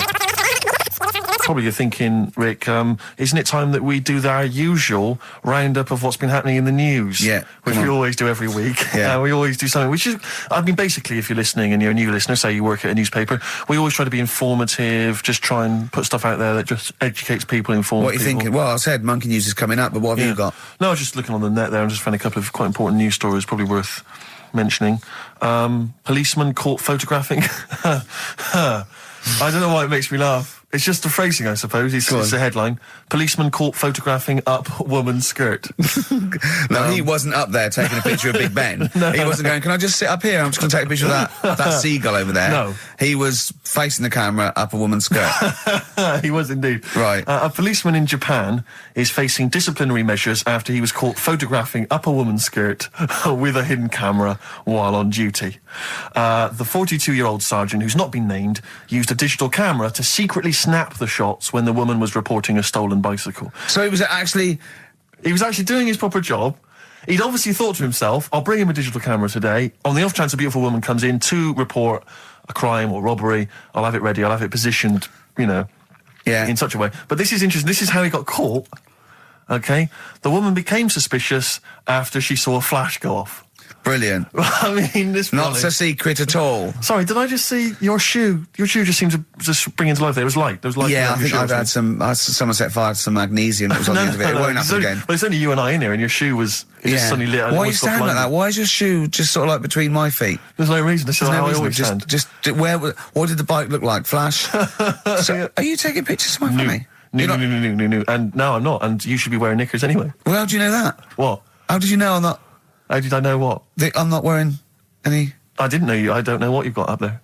Well, I don't know what it looks like, and there's no way I could. Of course, it would be roughly that conversation in Japanese. I know, yeah. You know, you just mentioned there about sort of no knickers and that. Is this going to be your Auntie Nora? No. Right. It's just, like the last flat that I lived in, I always had a good view across the road, and I could see it was the hairy. There was the hairy Chinese. Not the hairy Chinese kid. He was just a Chinese kid, actually. Yeah. Because that's rare, isn't it? Hairy Chinese kids are very rare, isn't it? Yeah. There's only one official sighting, isn't there? In one of those shit little magazines that you buy. And there was the old woman who didn't move. She was just sat there reading a book all the time. Who we think possibly died and no one came round for weeks, But and now I've moved, right? And it was quiet for a bit. I always look at what view I'm getting, right? Looks across and it was just sort of empty, sort of flats ready for people to move in and that, right? Anyway, people are in there now, right? And they've put all the furniture in, but I haven't put any curtains up. Oh. Right.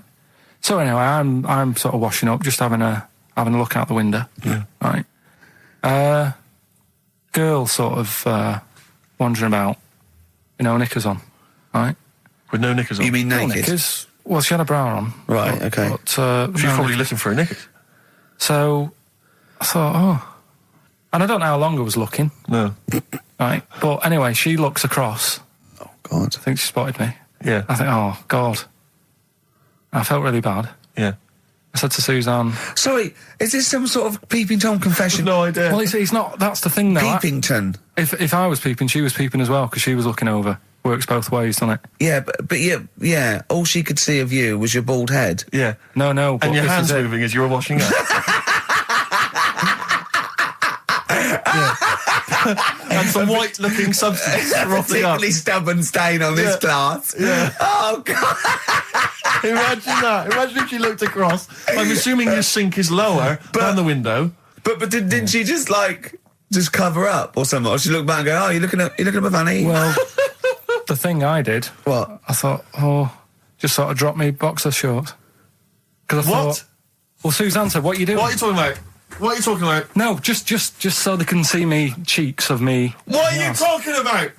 No, because I thought if she thinks I'm walking about in the nude as well, then we've both got something out of it. Carl, This sounds like a bad excuse in court. I know. So sorry, you were looking at a woman dancing around naked, right? So the only thing you could do was immediately drop your boxer shorts. So she looked across, saw you fully clothed, saw you took your boxer No, she wouldn't have done, because it's sort of just the top half and the sink's at a side angle, so I was sort of looking out. So This she is wouldn't genius. so she wouldn't have seen your trousers then anyway? No, she did. I moved in front of the window more. So you then made you actually climbed in front of the window. Oh, this is amazing! So you climbed in front of the window to show off. No, your it wasn't your naked obvious. lower half. Suzanne said, "What are you doing?" And I I said, bet she did. What are you looking at? I sent you in here to clean What up. are you doing? I'm just taking my trousers down, stand by the window. Why? Because there's a naked woman across the road. What do you think I'm doing, Suzanne? I'm exposing myself while looking at some free fanny. leave it. What's up with you, Suzanne? Anyway, Wait a minute, can I just check? A final question. What did the woman across the way... What happened? What was her I reaction? didn't look again. I just thought you've seen a bit of action as well. We're both happy. Let's leave it. Brilliant. So were you waddling around like a penguin with your trousers around your ankles? I just was walking about, and Suzanne said, "What are you doing?" I said, "I'll explain to you in a bit, but don't look out the window because then it's Excellent. obvious." Then he sees that she calls her husband to look at Carl walking around naked. He goes, "Oh, she's got a quick, Suzanne, get him out. There's only one with him. Get some more friends. They've gone one more."